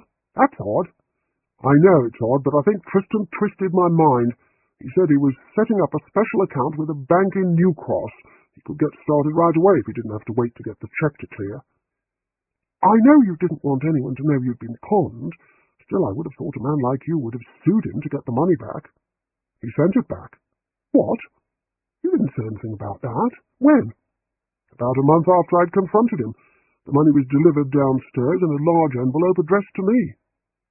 Was there any letter with the money? Perhaps he was hoping to resume the friendship. No, there was no letter. I heard from him a week after that when he threatened to blackmail me. And as I told you, I said I would report him to the police if he did, and heard no more from him. Now, if you don't mind, Mrs. Raisin, as far as I'm concerned, the matter is closed. I've heard on the news about the other murder in your village. Obviously the murderer is in your neck of the woods. Goodbye. Agatha replaced the receiver and stood thinking hard. What would have made Tristan return that money? Mr. Lansing, his vicar? No, it would have been more like Tristan to fake penitence and claim to have returned the money while keeping it. She reached out to the phone again, meaning to call John and discuss this with him, but changed her mind. Tomorrow morning would be time enough. She didn't want to fall into the trap of needing John's company. But when she lay awake in bed that night, she felt frightened at the thought that there was some unknown murderer out there. And a thatched cottage was the last place you wanted to try to get to sleep in when you were scared. Things rustled in the thatch overhead and the beams creaked. She decided just before she fell asleep that she would forget about the whole thing, see the police in the morning and ask permission to go abroad. She would stay in some foreign country far away from danger. In the morning, however, after 2 cups of black coffee and 3 cigarettes for breakfast, Agatha felt strong again. The fears of the night had gone. At 10 o'clock, she heard the beep of John's car horn outside, locked up the cottage, and went to join him. As they drove to Ancombe, she told him about the visit from Bill and her phone call to Binster, and the surprising news of the return of the money. There's something that man isn't telling us, said John. Tristan wouldn't return the money like that. He must have threatened him. I don't know, there's something very straightforward about him. If he's all that straightforward, then why did he give us the impression that Tristan kept the money? He didn't lie about it, only by omission. Here's Ancombe. Look for a twee cottage. Nothing in the main street that I can see. Stop at the post office there and I'll ask. John waited until Agatha returned with the news that Peggy Slither lived at the far end of the village in Sheep Street. There must be hundreds of sheep streets in the Cotswolds, said John, letting in the clutch and moving off. At the end of the village he turned right into Sheep Street. Only a few houses here. Oh, that must be it, up ahead on the right. Shangri-La was a modern bungalow. The front garden was bright with flowers and plaster gnomes. They parked and made their way up a crazy paved path to the front door. The doormat bore the legend, "Go away." No doubt Peggy found it humorous. John pressed the bell and they waited while it rang out the chimes of Big Ben. Is she Mrs. or Miss? Asked John. Don't know. The door was opened by a dark-haired, middle-aged woman. She had a sallow skin and the sort of twinkling, humorous eyes of people who do not have much sense of humour at all. Agatha introduced herself and John. Oh, the Snoops of Carsley, she said in a husky voice. I was just about to make a cup of tea. Come in. The living room was full of knickknacks and plants. Beside the window a palm tree grew out of an old toilet. One wall was covered in those tin advertising signs that antique dealers love to fake. On the other side of the window from the palm tree was a copy of The Boy of Bruges peeing into a stone basin. The 3-piece suite was upholstered in slippery green silk and decorated with gold fringe. I'll get the tea, said Peggy. John looked at the stone Boy of Bruges. I wonder how the water circulates, he said. Awful thing to have in your living room, said Agatha. Makes me want to pee myself. Do you think she's really trying to be funny with all this kitsch? Whispered John. No, I have a feeling she really likes it. Shh! Here she comes. Peggy entered carrying a tray. The teapot was in the shape of a squat, fat man. The spout was his penis. Agatha suddenly decided she did not want tea. When Peggy handed her a cup, she placed it on a side table. All this murder is quite exciting, said Peggy. Exciting? Agatha looked at her in surprise. I thought you were very fond of Tristan. Oh, we all were, dear. Such a gorgeous young man. When's the funeral? Asked John. I forgot to ask.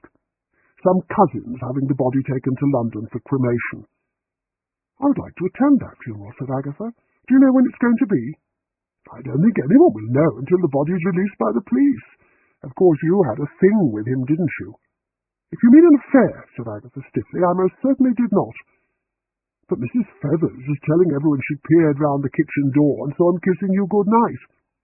It was a social peck, that's all, said Agatha, becoming angry. I thought you were close to him. Not close. He amused me.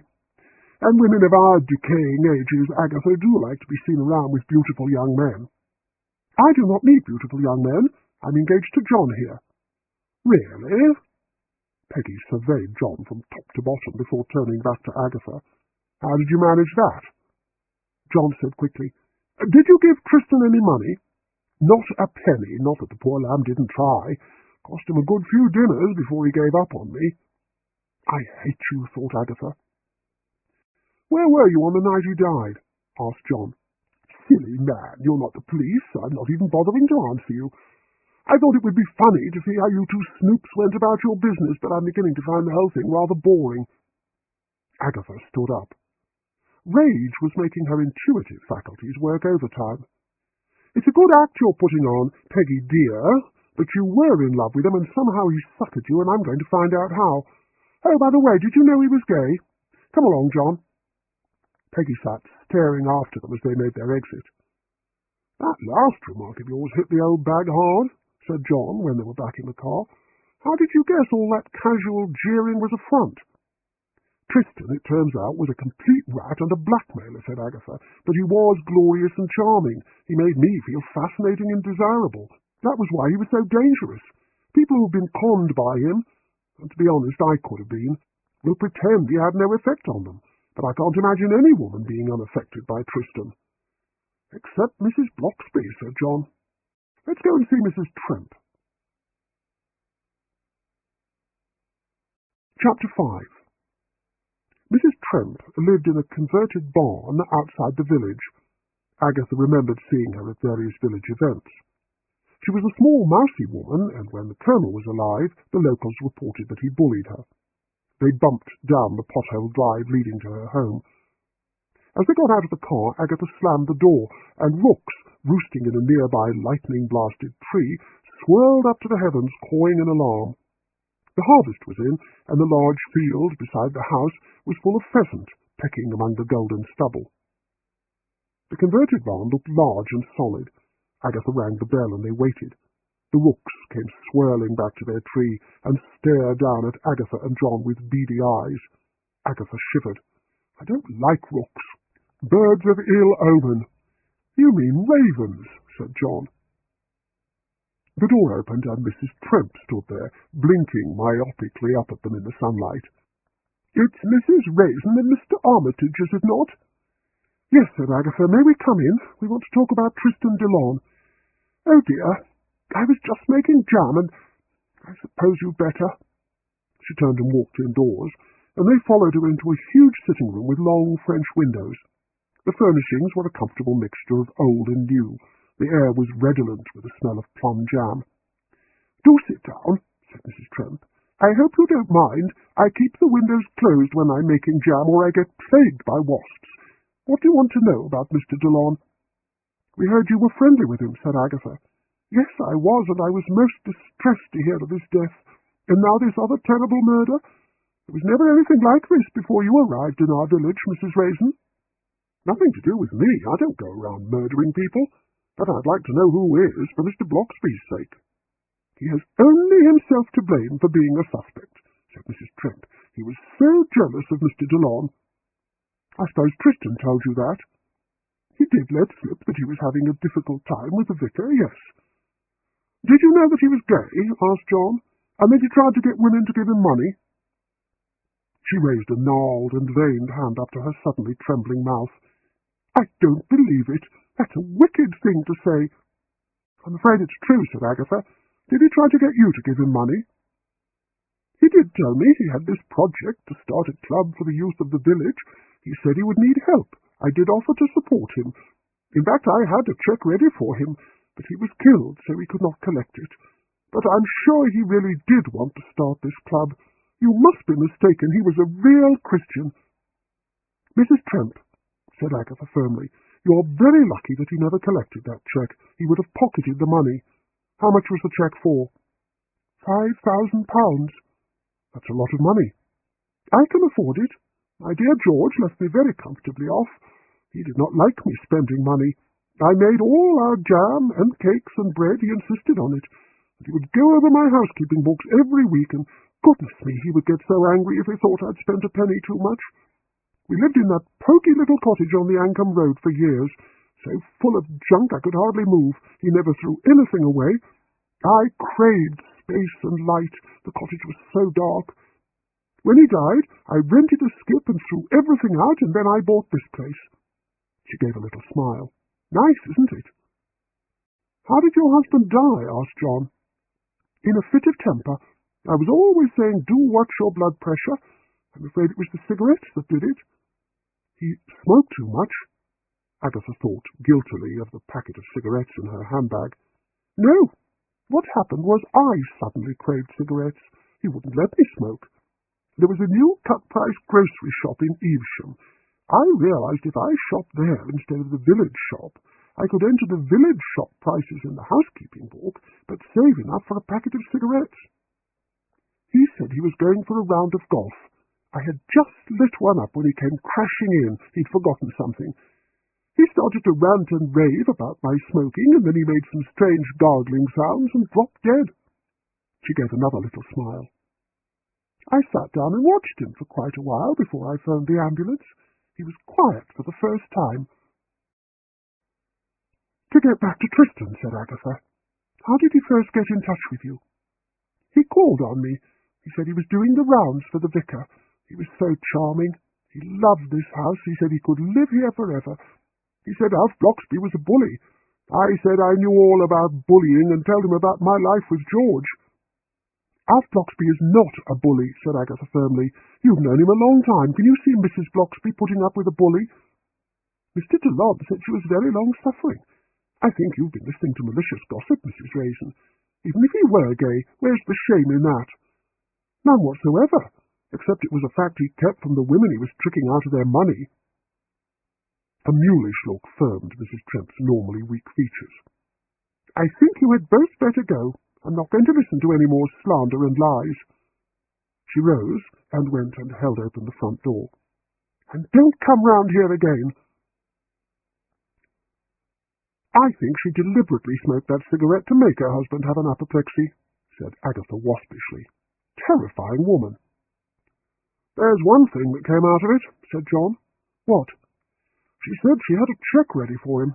If he was prepared to take cheques rather than cash, then our Tristan planned to get as much as he could and then disappear." "Maybe, but if he'd taken village people's money and disappeared, he would need to leave the church, and it was his position as a churchman that made it easier for him to get money out of people. But if he'd received some sort of threat on his life, he might have planned to leave the country." Said Agatha, annoyed that she'd not thought of any of that. "Well, we've not got much. What do we do now?" "It's early yet. We could go back up to London to try whatever church it was in Kensington that Tristan used to work at. Bill didn't say what church it was. We could ask around. Might be in West Kensington. Might take us all day." "I'm willing to bet it's somewhere around South Kent," said John. "Our Tristan would want somewhere fashionable." "What if the police call round again?" "Well, maybe we'll leave it until tomorrow. Let's find out how Mrs. Bloxby is getting along." Mrs. Bloxby led them through to the vicarage garden. "Alf is lying down," she said. "This has all been a nightmare." They sat down in the garden. "And no word of anyone seeing a stranger in the village?" asked Agatha. "Nothing at all. It's television, you see. So many people appear to have been indoors, glued to their sets. I often wonder what it was Miss Jellop wanted to talk to me about. Was it something important, or just one of her usual complaints?" Mrs. Bloxby sighed. "Well, I'll never know now." "What about the press?" asked Agatha. "Some of them must have still been around. People might remember someone with a camera and think, oh, it's just another one of them, and not bother saying anything to the police."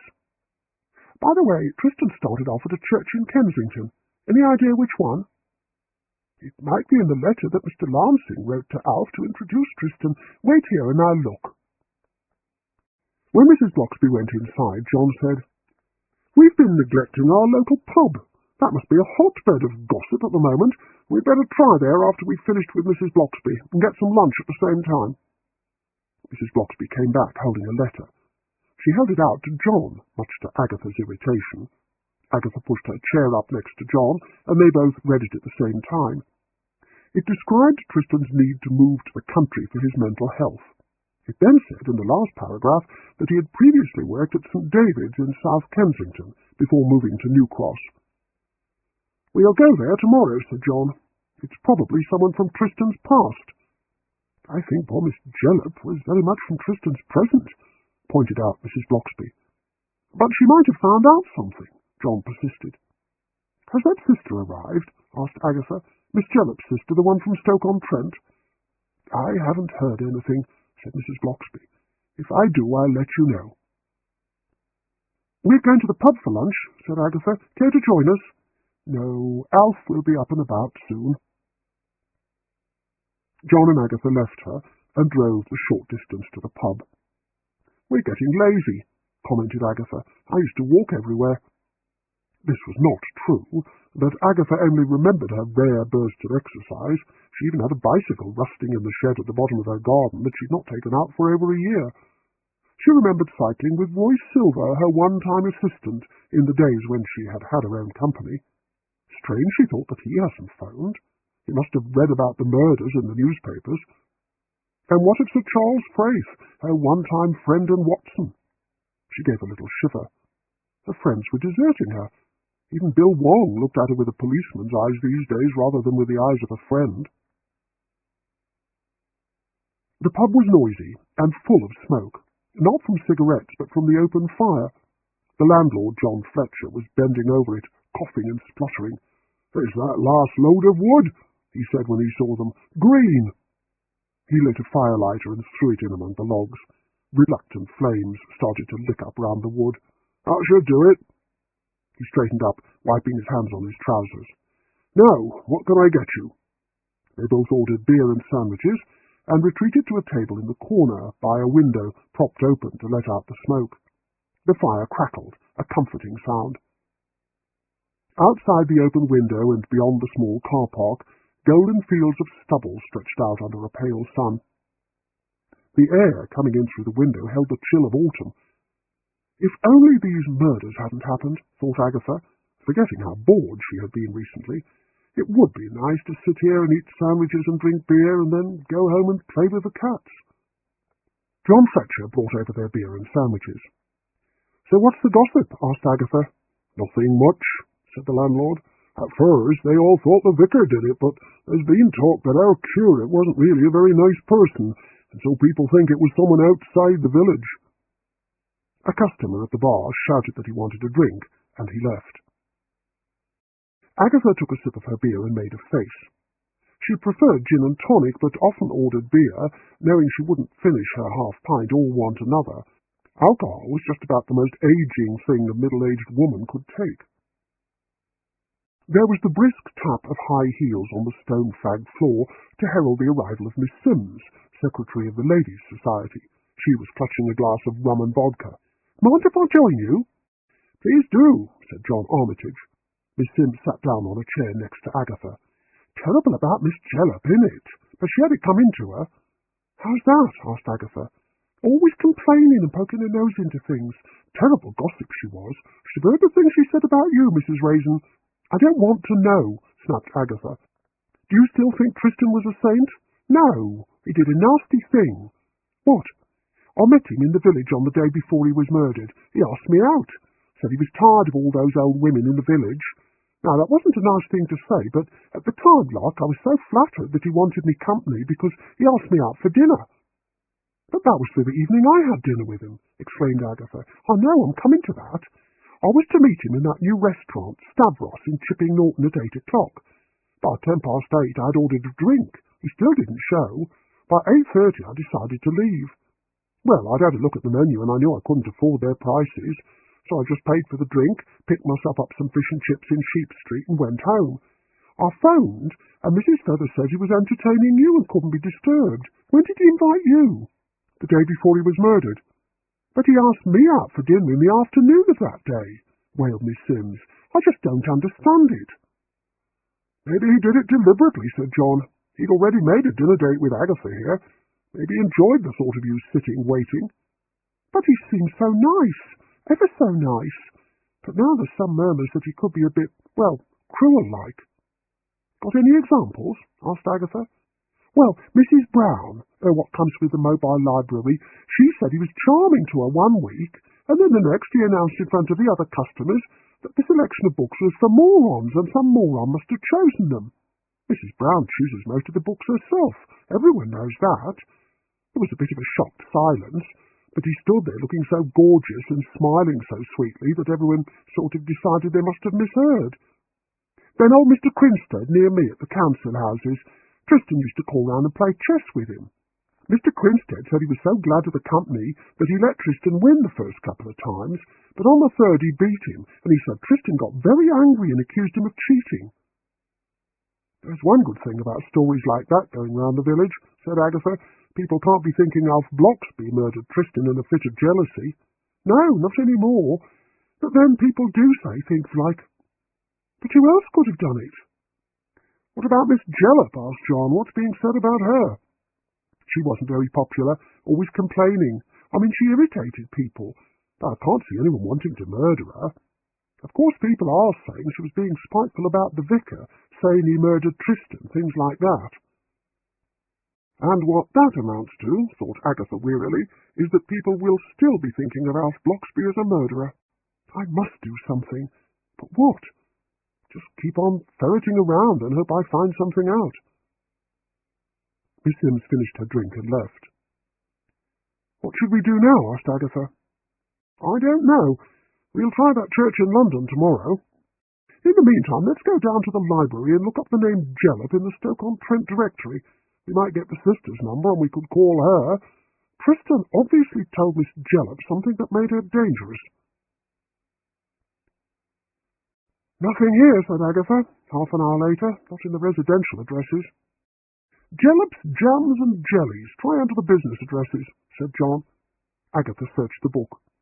Got it, she said. Write it down and we'll go back and phone in comfort. Back at Agatha's cottage, she said, Who's going to phone, you or me? I'll do it. Agatha went into the kitchen and petted her cats and let them out in the garden. She stood for a moment, surveying the scene in front of her and thinking the garden looked rather dull. Not having green fingers herself, she had hired a gardener, but he turned out to be expensive and lazy, so she had fired him and replaced the flowers with shrubs. Next year she thought she would start all over again and have a colourful display of flowers. John came out to join her. Miss Jellop's sister is a Mrs. Essex, a nice woman in personnel, even gave me her home address. You want to try it? No, you do it. John gave her a surprised look, but went back indoors. Agatha was suddenly tired of the whole business. She should leave it to the police. She wanted something else to occupy her mind, anything else. She could not somehow relax in John's company. Agatha could not understand that it was John's regular good looks which fazed her. Such men were usually interested in prettier and younger women. Such men were not for the likes of Agatha Raisin. And Agatha was old-fashioned in that she could only relate to men when there was a sexual undercurrent. When John returned again, he said, I spoke to the husband. Mrs. Essex is down here at Merchester Police Headquarters. Let's go. We might catch her as she comes out. We might not recognise her, said Agatha, reluctant to move. With luck, there'll be some sort of family resemblance. She might have left Merchester and be up at the cottage. I doubt it. I took a walk up there early this morning. It's still taped off, and the forensic people are still working on it. Come on, Agatha. They waited in the car park outside Merchester Police Headquarters, studying all the people coming out. After an hour, Agatha yawned and then shifted restlessly. No one who even looks like her. I say we should go home. She probably left ages ago. That might be her, said John. A middle-aged woman had just emerged, accompanied by a policewoman. She had protruding eyes and a ferrety appearance. A police car drove up and both women got in the back. Now what? Said Agatha. We follow them. She might be staying somewhere locally. John, who was driving, followed the police car at a safe distance. They're going in the Carsley direction, said John after a few miles. Maybe the police have finished with the cottage and she's going to stay there. Must be tough if she is, retorted Agatha. I don't know that I'd want to stay at the house where my sister had been murdered. Maybe keeping an eye on her assets. She'll probably inherit. Sure enough, the police car drove on down into Carsley. We'd best go home, said John, and wait, and then walk up later when we're sure the police have gone. We'll go to my place. Agatha always experienced a pang of loss when she entered John's cottage. There was no feel, no trace of her missing ex-husband's personality. James Lacey's books had spilled from the shelves. John's books were all in neat order according to subject. He worked at a metal computer desk placed in front of the window. There were 2 armchairs covered in bright chintz and an oak coffee table, shining and bare. Like a drink? Asked John. Gin and tonic. I don't have lemon or ice. How British. I'll drink it warm. While John went into the kitchen, Agatha sat down and closed her eyes, trying to conjure up an image of James and of the room as it used to be. She'd nearly succeeded when John came back. She opened her eyes and accepted a glass of gin and tonic. He carefully put 2 coasters down on the coffee table. You live like a bachelor, commented Agatha. Neatness everywhere. The only way I can live. I let it go for one day, then sloppiness sets in. There's a police car just gone past. He went to the door and opened it and looked out. Bill, he shouted, in here! I feel guilty every time I look at him, grumbled Agatha.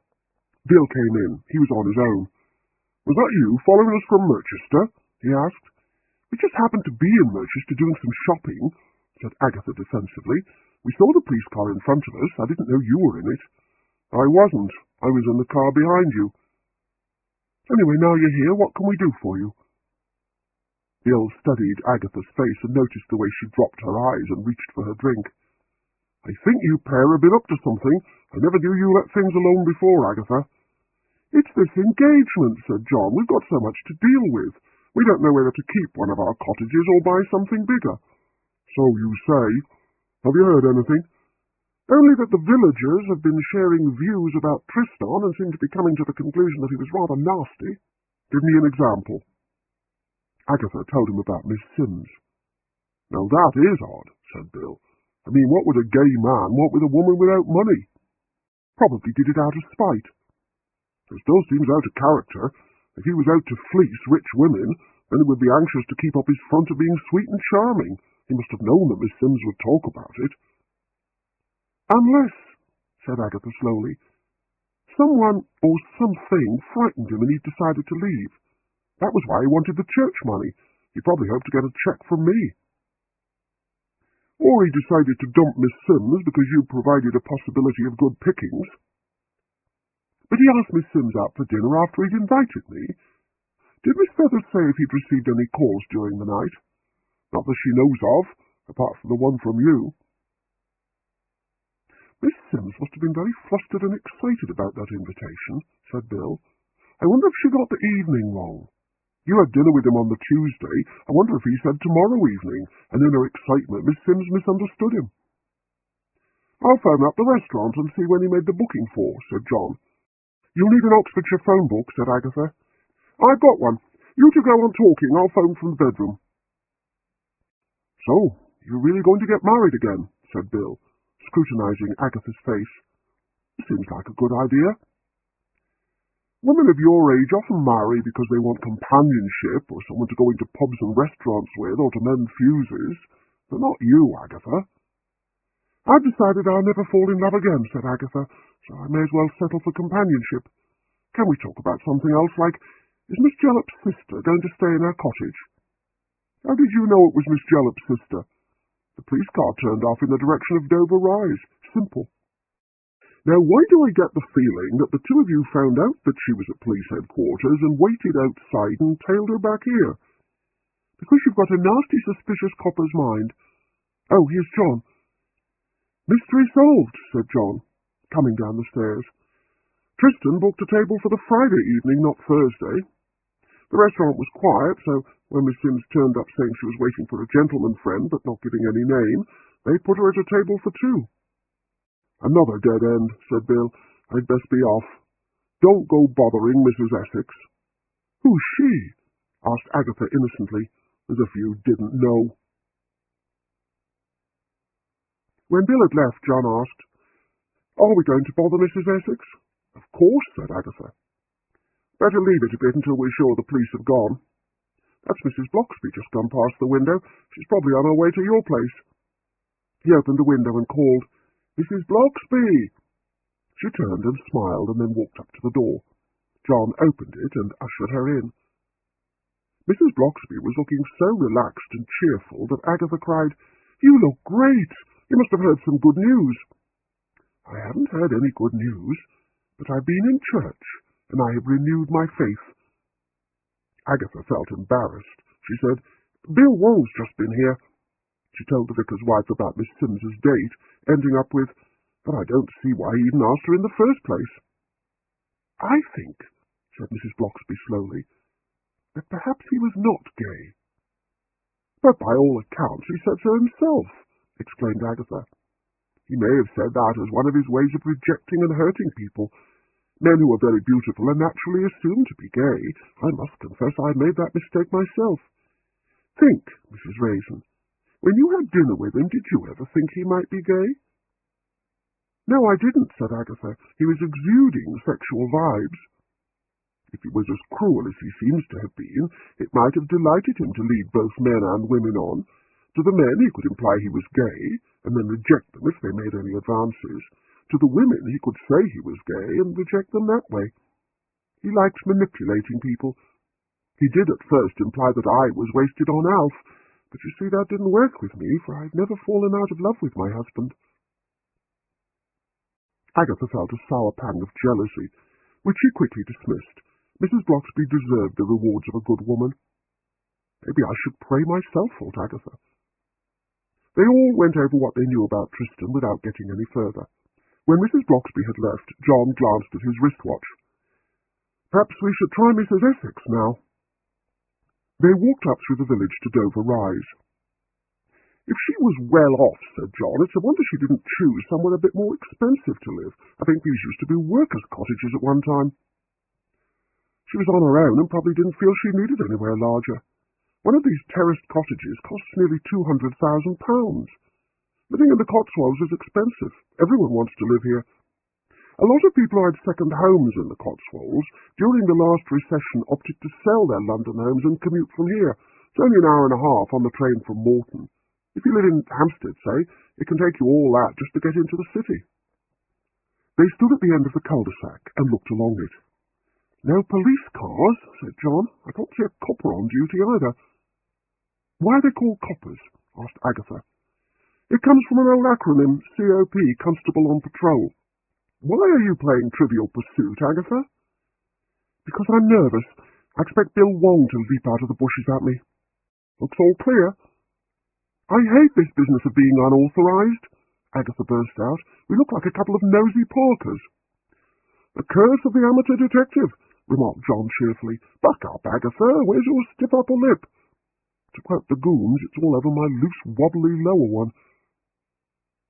They arrived at the cottage. The door was standing open. Here goes, said Agatha. She rang the bell beside the door, suddenly aware that she was wearing trousers, a shirt blouse, and flat sandals. I'm letting my appearance slip, thought Agatha. I haven't been to the beautician in ages. I hope to God I'm not growing a moustache.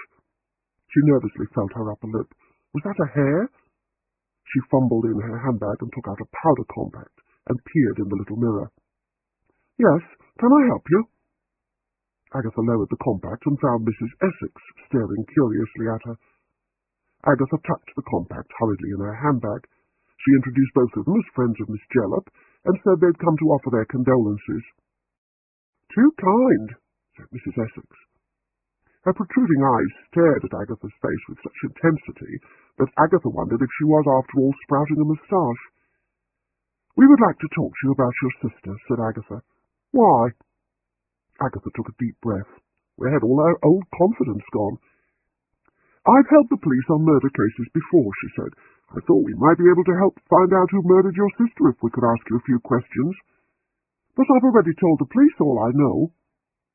John edged in front of Agatha. He gave Mrs. Essex a charming smile. "As you may know, I write detective stories. What's your name again?" "John Armitage." Her pale lips parted in a smile. "Why, I saw you on the South Bank show last year. Please come in. Oh, this is exciting." Hardly the grieving sister, thought Agatha sourly, as she followed John into the cottage. "I'm just making an inventory of everything," said Mrs. Essex. "Poor Ruby never spent much on herself." Ruby, thought Agatha, so that was her first name. Momentarily distracted, she began to wonder about the first names of other women in the Ladies' Society, where the tradition was to use second names. Then she realized John was speaking. "Your sister phoned Mrs. Bloxby, the vicar's wife, asking her to call round as she had something to tell her, but by the time Mrs. Bloxby got here, your sister was dead. Did Miss Jellop say anything at all to you that might indicate she knew something dangerous about someone?" "No, because we didn't speak. We had a falling out. I was amazed when the police told me they'd found Ruby's will, and that she'd left everything to me. In fact, she'd changed her will the day before she died." Agatha's bear-like eyes gleamed. "Who had she left her money to in the previous will?" "To that curate, the one who was murdered." "Poor Ruby, she was always getting these schoolgirl crushes on some man or other." "And you didn't know anything about it?" asked Agatha. Those protruding eyes fastened on Agatha's face with a flash of malicious intelligence. "Meaning, did I murder my sister the minute I knew she'd changed her will? You should leave detecting to your friend here." "Might there be something among her papers?" put in John quickly. "Letters or diary or something?" "You'll need to ask the police. They took all her papers away. Now, if you'll excuse me, I have a lot to do." "Will you sell the cottage?" asked Agatha. "I don't know. Maybe keep it for holidays and weekends. My husband's due to retire soon." "When did you last speak to your sister?" asked Agatha. "Must have been about 3 years ago." "Not much there," said John gloomily, as they walked back down through the village. "You know, the car has caused a decline in gossip in English villages. I suppose not so long ago one would see people standing gossiping and walking about. Now a lot of them even use their cars to drive a few yards to the village stores." "But that means empty roads and lanes," said Agatha impatiently. "Surely a stranger would have been noticed, unless it was someone masquerading as a local reporter. The village is fed up with the press.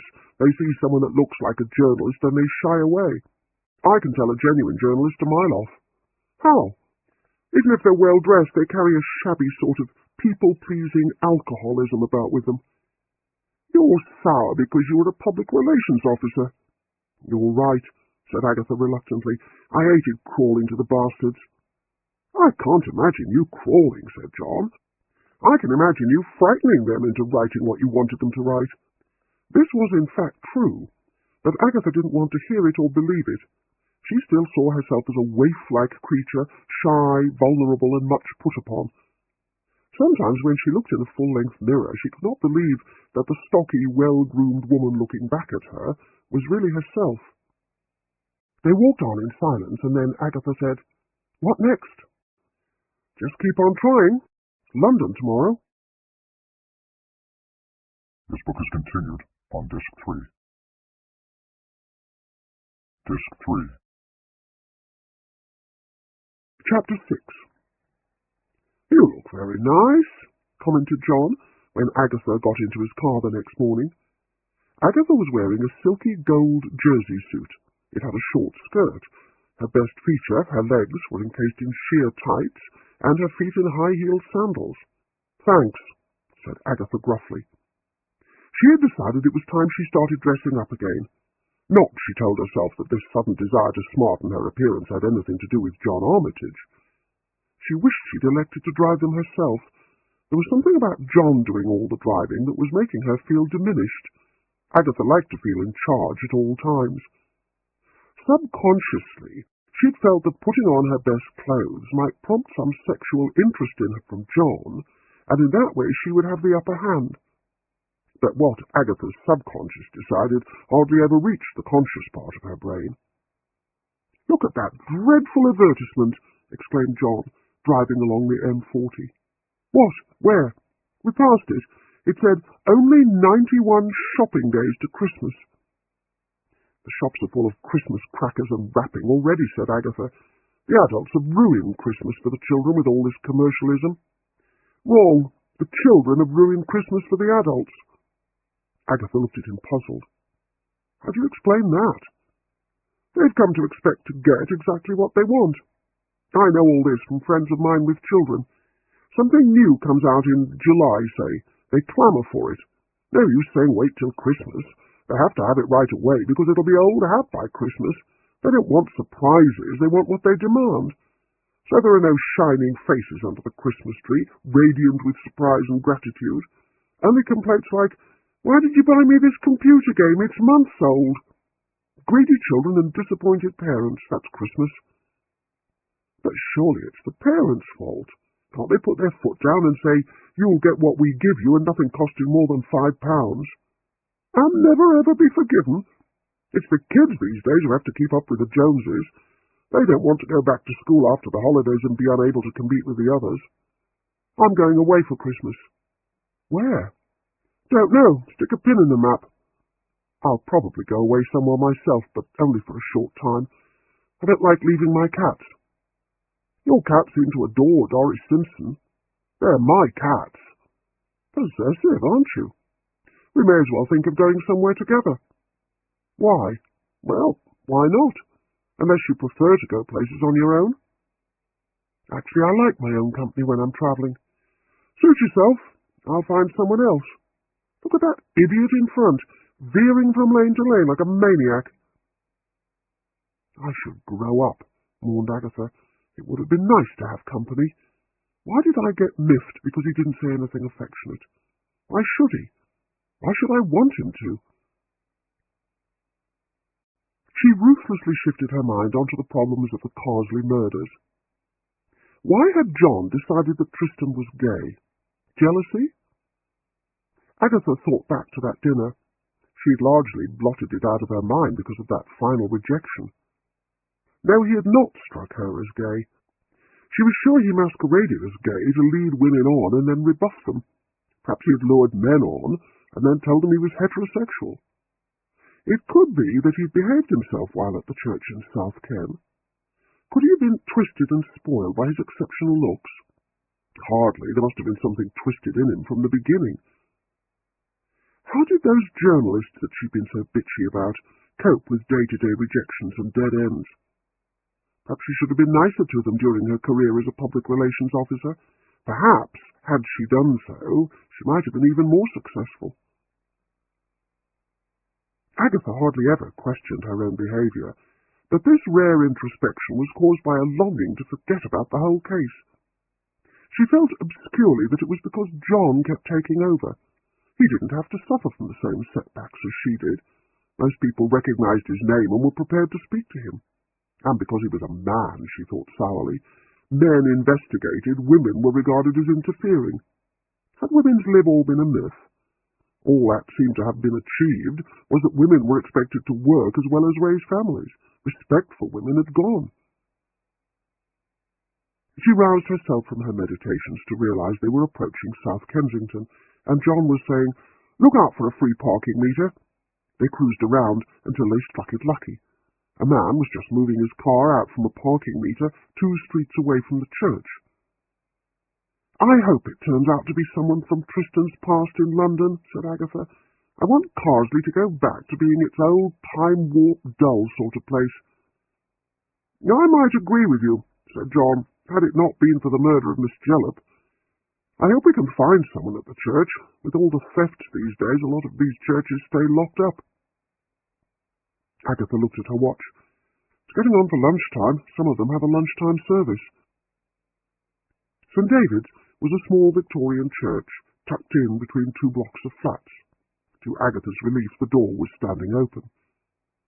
She followed John in, noticing with irritation that John, as usual, was leading the way. The church was dark and smelt of incense. Agatha looked at the burning candles and at the Stations of the Cross. "Isn't this a Catholic church?" she asked. "No, Church of England, very high, all bells and smells." A man in shirt sleeves came out of a side door and approached the altar.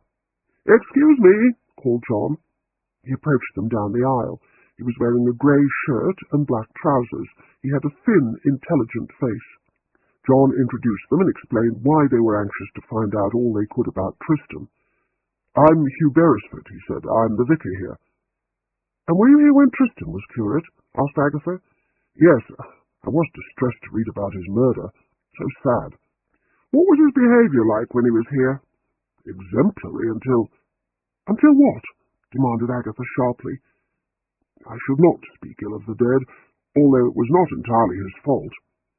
"You'd better tell us," said John. "We're desperate for any morsel which might help us find out what happened to him." At that moment a woman entered the church, sat in a back pew, and then knelt down in prayer. "Is there anywhere private we can talk?" "Yes, follow me." He led them up the aisle and through a heavy oak door at the left of the altar, down a stone passage where surplices hung on hooks, and through another door into a small wood-panelled room furnished with a plain desk and chairs. "Please sit down," said the vicar. "I will tell you what I know, but I really don't think it has much bearing on the case. I feel I should really not be telling you anything I've not said to the police, but as you explained, your local vicar is in danger of being falsely accused, and so I suppose I should do everything to help. Now, where shall I begin?" The room was dark and stuffy. Agatha could hear the muted roar of the traffic on the old Brompton road. The chair she was sitting on was hard and pinched her thighs. She was getting pins and needles in one foot and eased her bottom from side to side. Tristan was a very charming young man. At first he seemed a great asset to the parish, but I suppose having such good looks could only lead to trouble. Before I go on, you must assure me that everything I tell you is in confidence." "Absolutely," said Agatha, and John nodded. "Right. A very attractive lady started attending the services. She started to get friendly with Tristan. Of course, other ladies in the congregation became jealous, and one told me that Tristan was having an affair with this lady. I challenged him. He said they were going to be married. Now, this lady was a divorcee in her late 40s. I pointed out the age difference and the difference in circumstances." "Such as?" asked Agatha. "She was very wealthy and high class. I told Tristan he would be damned as a toy boy, but he would not listen.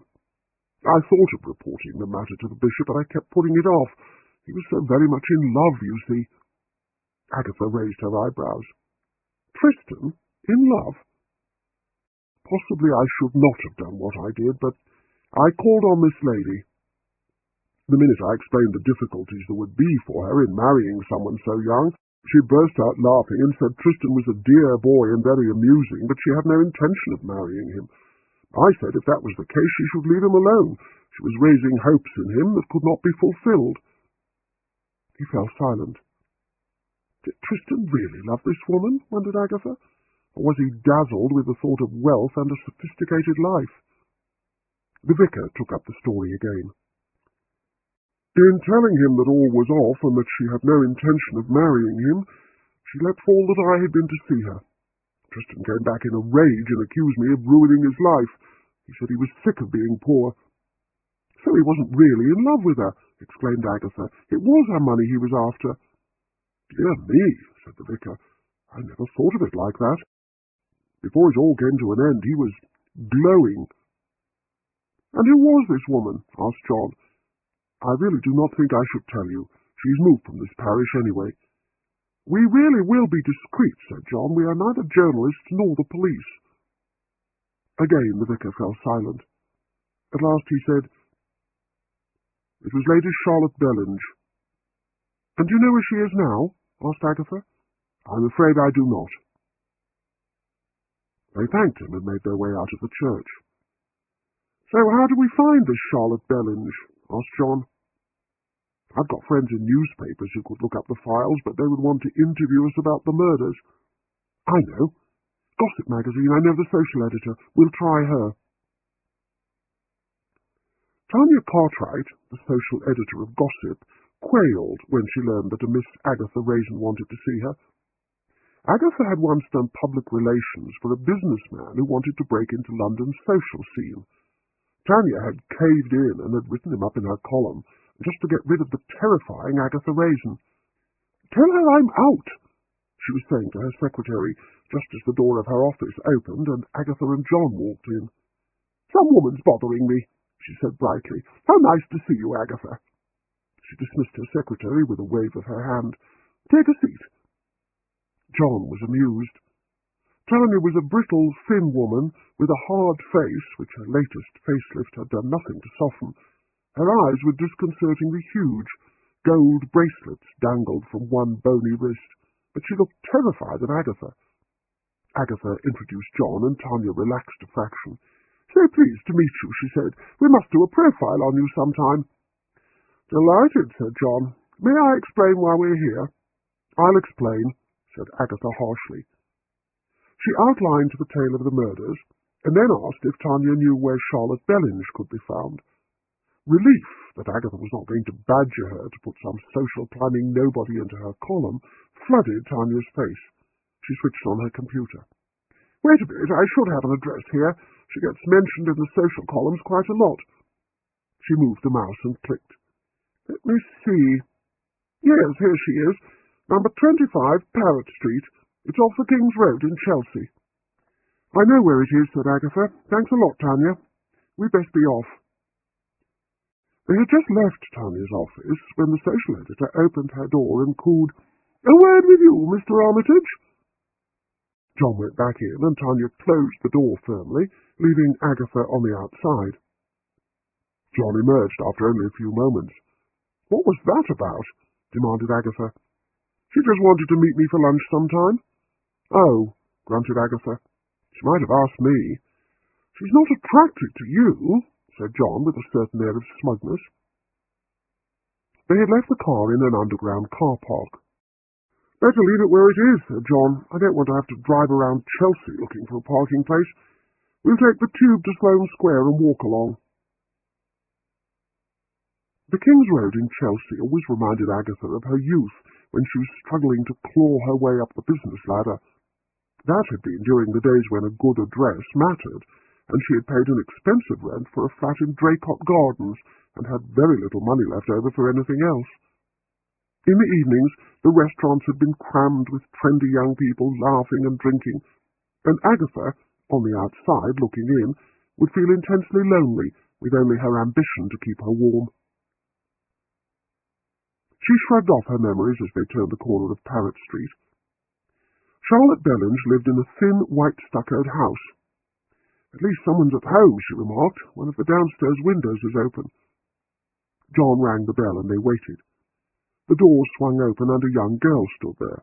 She had a pale, spotty face, a stud in her nose, and 5 little silver earrings in each ear. She was wearing a short tube top, exposing a pierced belly button. "What?" she asked. "Is Lady Bellinge at home?" asked Agatha. "Who wants her?" "Here's my card," said John, stepping in front of Agatha.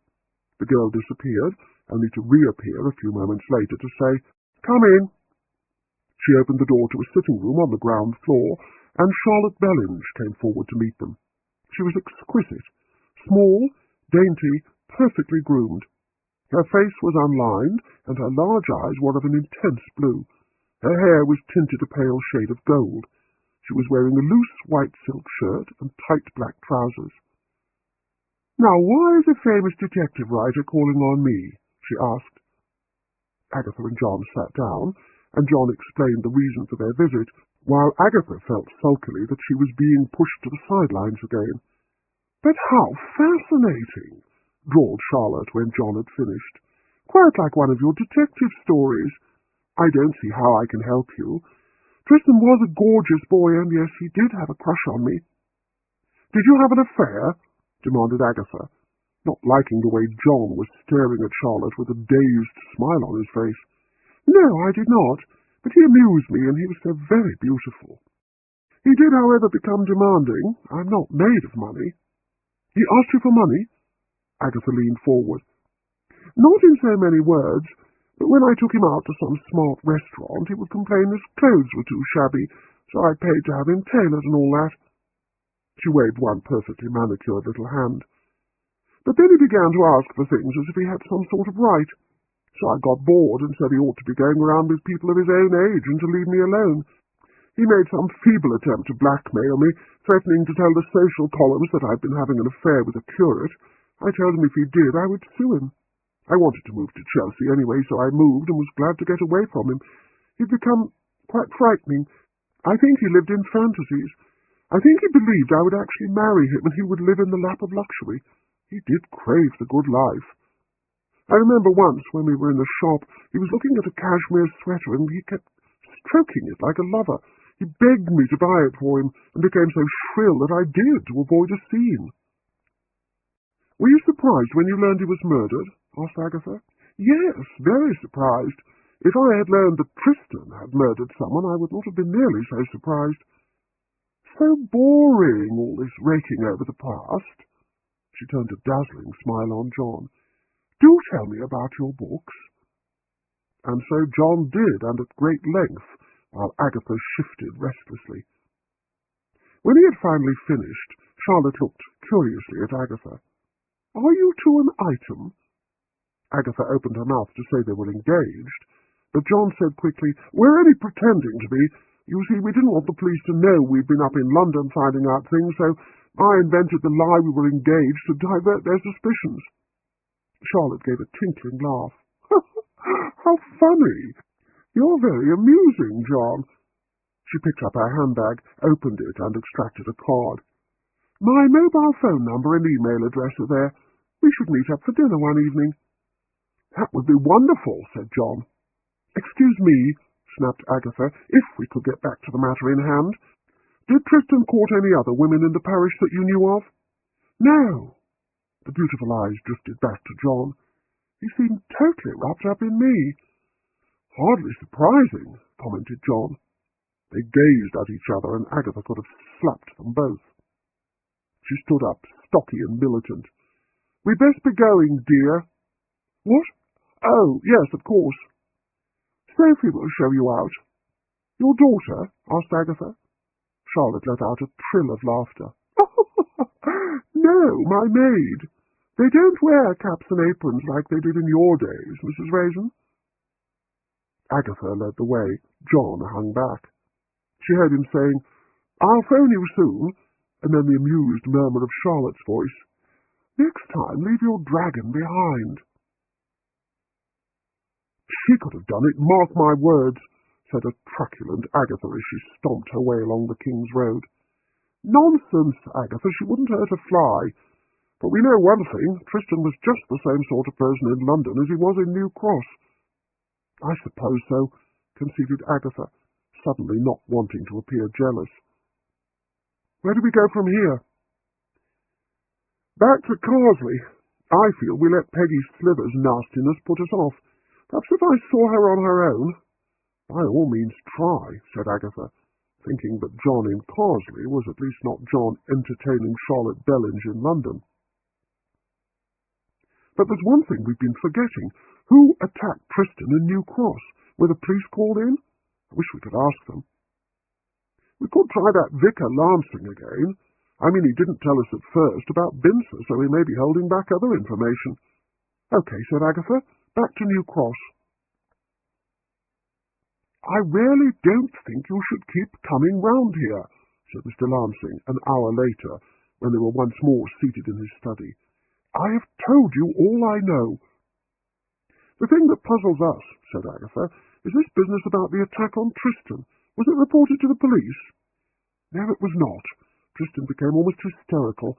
He had to go to hospital, and he told them there that he'd suffered a bad fall.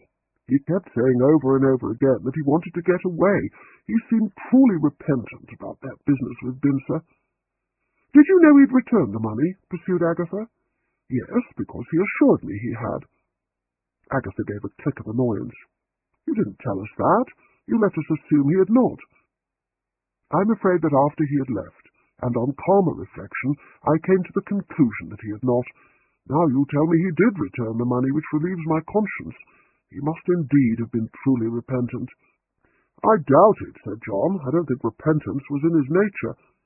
I'm beginning to think the return of the money and the beating were connected. I think we should have another word with Mr. Binzer." But this time there was no audience with the businessman. His formidable secretary, Miss Partle, received them instead. She said that Mr. Binzer was abroad on business, but that he would no longer be available to answer their questions. "He's done enough, considering you have no official status," said Miss Partle. "But as a matter of interest, what brought you back here?" John tried delicately to put the case of the beatings and the return of the money, while Agatha studied Miss Partle. She was typical of an executive secretary, plain, middle-aged, sensibly dressed, with intelligent eyes behind thick glasses. Those eyes were surveying John with increasing contempt. When he had finished, she said, "I think you should keep fiction for your books, Mr. Armitage. We are not the Mafia. We do not hire people to beat anyone who annoys us. We believe in dealing with the law. And talking about the law, do the police know that you are investigating?" "I have helped the police in the past," said Agatha defensively, "meaning that in this case they do not know, and I think they should be told. Please do not trouble us again." On the road home, Agatha and John anxiously debated whether Miss Partle would actually tell the police. By the time John turned the car into Lilac Lane, they had come to the comfortable conclusion that she would not. Neither she nor Binzer would want his friendship with Tristan exposed. And then they saw the police car outside Agatha's cottage. They drew up, and Wilkes and Bill Wong got out of the car. "Probably something else," John reassured Agatha. But Agatha reflected uneasily that it had taken them nearly 3 hours to get back because of an accident on the M40, time enough for Miss Partle to have consulted her boss and then phoned the police. Wilkes looked grim. "I think we should talk about this inside," he said. Agatha opened her cottage door and led the way into the kitchen with her cats at her heels. She opened the kitchen door and let them out into the garden. "Now," she said with false brightness, "what can I do for you? Would you like a coffee, or maybe something stronger?" "Sit down," commanded Wilkes. "We've just had a certain Mr. Binzer's lawyers on the phone. Mr. Binzer is making a statement which they are faxing over. As you evidently already know, he was conned out of £10,000 by Dillon, money which was returned. He told you this and hoped that would be the end of it, because he said being tricked in such a way might bring his business judgment into disrepute. He says that as the murder took place here and had nothing to do with him, he did not feel obliged to contact us before this. He says the reason he's doing so now is that you both had the temerity to suggest to his secretary that he had hired people to beat Dillon up. What all this amounts to is that you've been withholding valuable information and interfering in a police investigation. I should charge you both and arrest you. But I will admit you've been a little help to us in the past, Mrs. Raisin, so I will tell you this. You're not to conduct any more investigations into this case."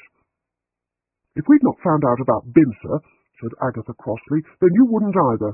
Perhaps. But as far as I can judge, Binzer has nothing to do with the case. He's a very powerful man with powerful friends in high places, and I would like to keep my job until it is time for me to retire. Do not approach him again. Do you understand me?" "Yes," said Agatha meekly. "So what else have you found out? What else have you been keeping to yourselves?" Agatha was about to say nothing, but John told them all about Charlotte Bellinge.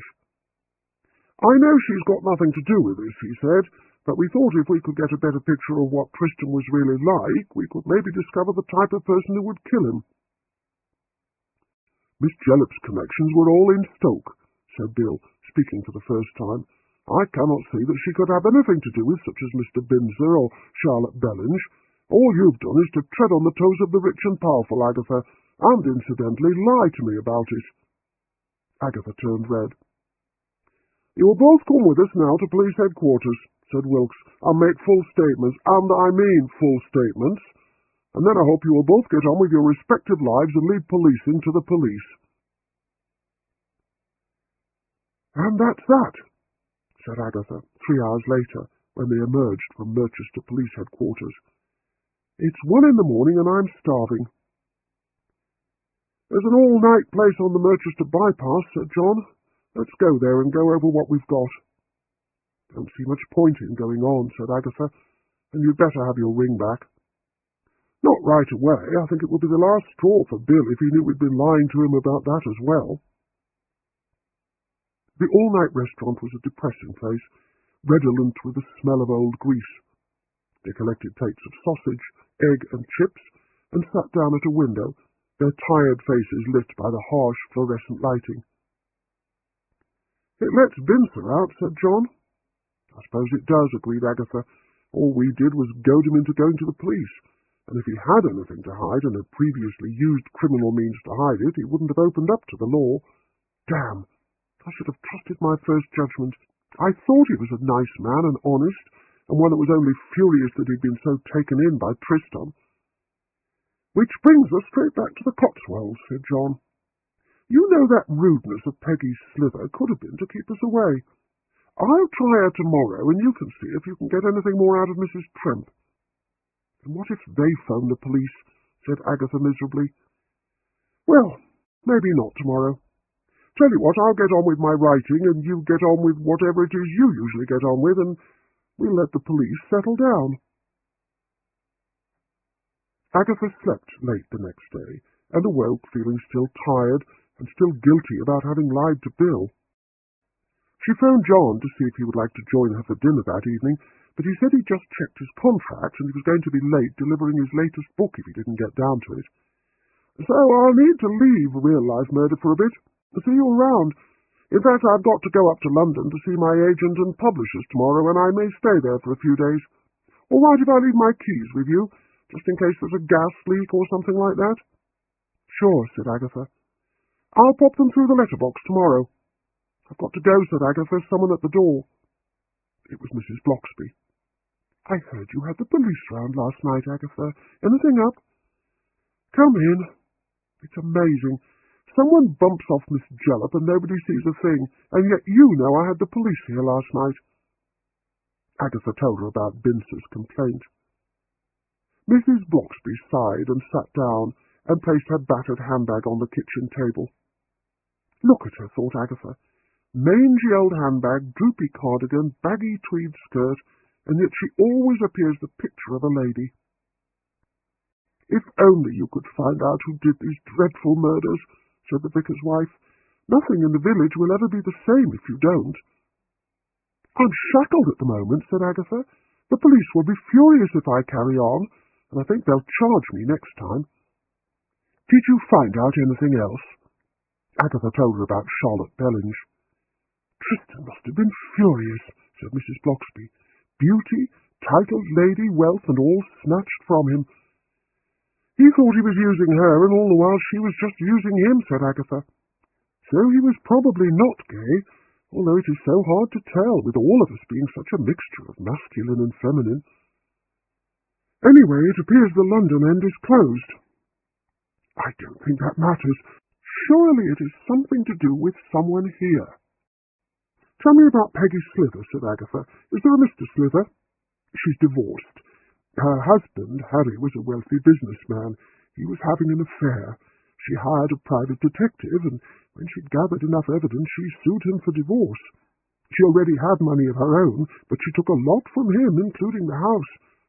He had evidently once jeered at her over what he called her vulgar taste, and the minute the house was hers, she redecorated, I think, in a way that would infuriate him. I think John's going to try her again on his own. Do you know her very well?" "Only through charity work, or when the Ancombe Ladies' Society and our own get together. She's not popular." "She evidently was with Tristan." "I don't think he really cared what women were like as long as they had money." "Ouch," thought Agatha. "So much for my charms." "But," continued the vicar's wife, "the parish work must go on. We need some event which will raise a good sum for Save the Children. We seem to have done everything in the past. Jumble sales, whist rides, fetes, country and western dances. There must be something else." "People like to gamble," said Agatha. "I thought of a fishing competition." Mrs. Bloxby opened her handbag and drew out a small yellow plastic duck with a hook in its head. "The Scouts use these for fishing contests. You know, fishing lines and tanks of water, and a prize for the person who hooks the most ducks." "No money in it," said Agatha. She took the duck from Mrs. Bloxby and examined it. "I've got an idea," she said. "If you took the hook off and weighted the duck underneath for balance and put a cocktail stick with a flag on the head instead of the hook, You could have duck races. Duck races? Yes, you see, that would bring in the gambling element. We could ask Farmer Brent if we could use the stream on his land. We run, say, 6 races and get people to sponsor each race and get their name on it. John Fletcher at the Red Lion could sponsor a John Fletcher race, and so on. Have a refreshment tent, have a gate with entrance fees, planks laid across the stream for starting and finishing points. I'll be bookie and get them to place bets on the ducks. Small prizes for the winners. Take the ducks back at the end of each race, dry them out, and sell them again for the next one. It could work, said Mrs. Bloxby. We'd be awfully dependent on the weather. The long-range forecast says October's going to be a good month. Put posters up in all the villages. I'll get to work on it, said Mrs. Bloxby. It will take my mind off things. You are a great loss to public relations, Mrs. Raisin. I'll talk to Farmer Brent and get his permission. I'll arrange the posters and publicity. Do you know what you mean to do next? Asked Mrs. Bloxby. I mean, in finding out who committed these murders. I'll keep digging around, said Agatha. The next morning Agatha found John's keys lying inside her front door. She picked them up and put them in the pocket of her slacks. Perhaps she thought Mrs. Essex might have discovered or remembered something. I might get more out of her on my own. After a breakfast of 2 cigarettes and 2 cups of black coffee, she fed her cats and then set out for Dover Rise. As she was passing John's door, she noticed a package sticking out of his letterbox. Better pop it inside, thought Agatha. Like that, it's an invitation to thieves. She fished out his keys, extracted the package, picked up letters from the floor and placed them all on his desk. The phone began to ring. She stood listening to it, wondering whether to answer it, when it clicked over onto the answering machine. A voice said, John, dear, this is Charlotte Bellinge. Looking forward to seeing you for dinner tonight. Would you be a dear and bring me a signed copy of one of your books? Bye. Agatha sat down by the desk and twisted the bright engagement ring round and round on her finger. Of course John must be investigating further, she tried to tell herself. But then she thought of the beautiful and exquisite Charlotte and shook her head dismally. It was obvious John couldn't wait to see Charlotte again, and he hadn't told her. Feeling very much on her own, she locked up and left and went to her own cottage. What of her former Watsons, Charles Frayth and Roy Silver? She would get one of them on the case with her and show John Armitage that she did not need him. But when she phoned Roy's office, it was to be told he was working out of the New York office, and Charles Frayth's aunt informed her that Charles was in Paris. Agatha stood up and squared her shoulders and set her mouth in a grim line. She would solve this case herself. Part 1 is over. See you all in Part 2. Stay tuned on Tap Book. Have a nice day.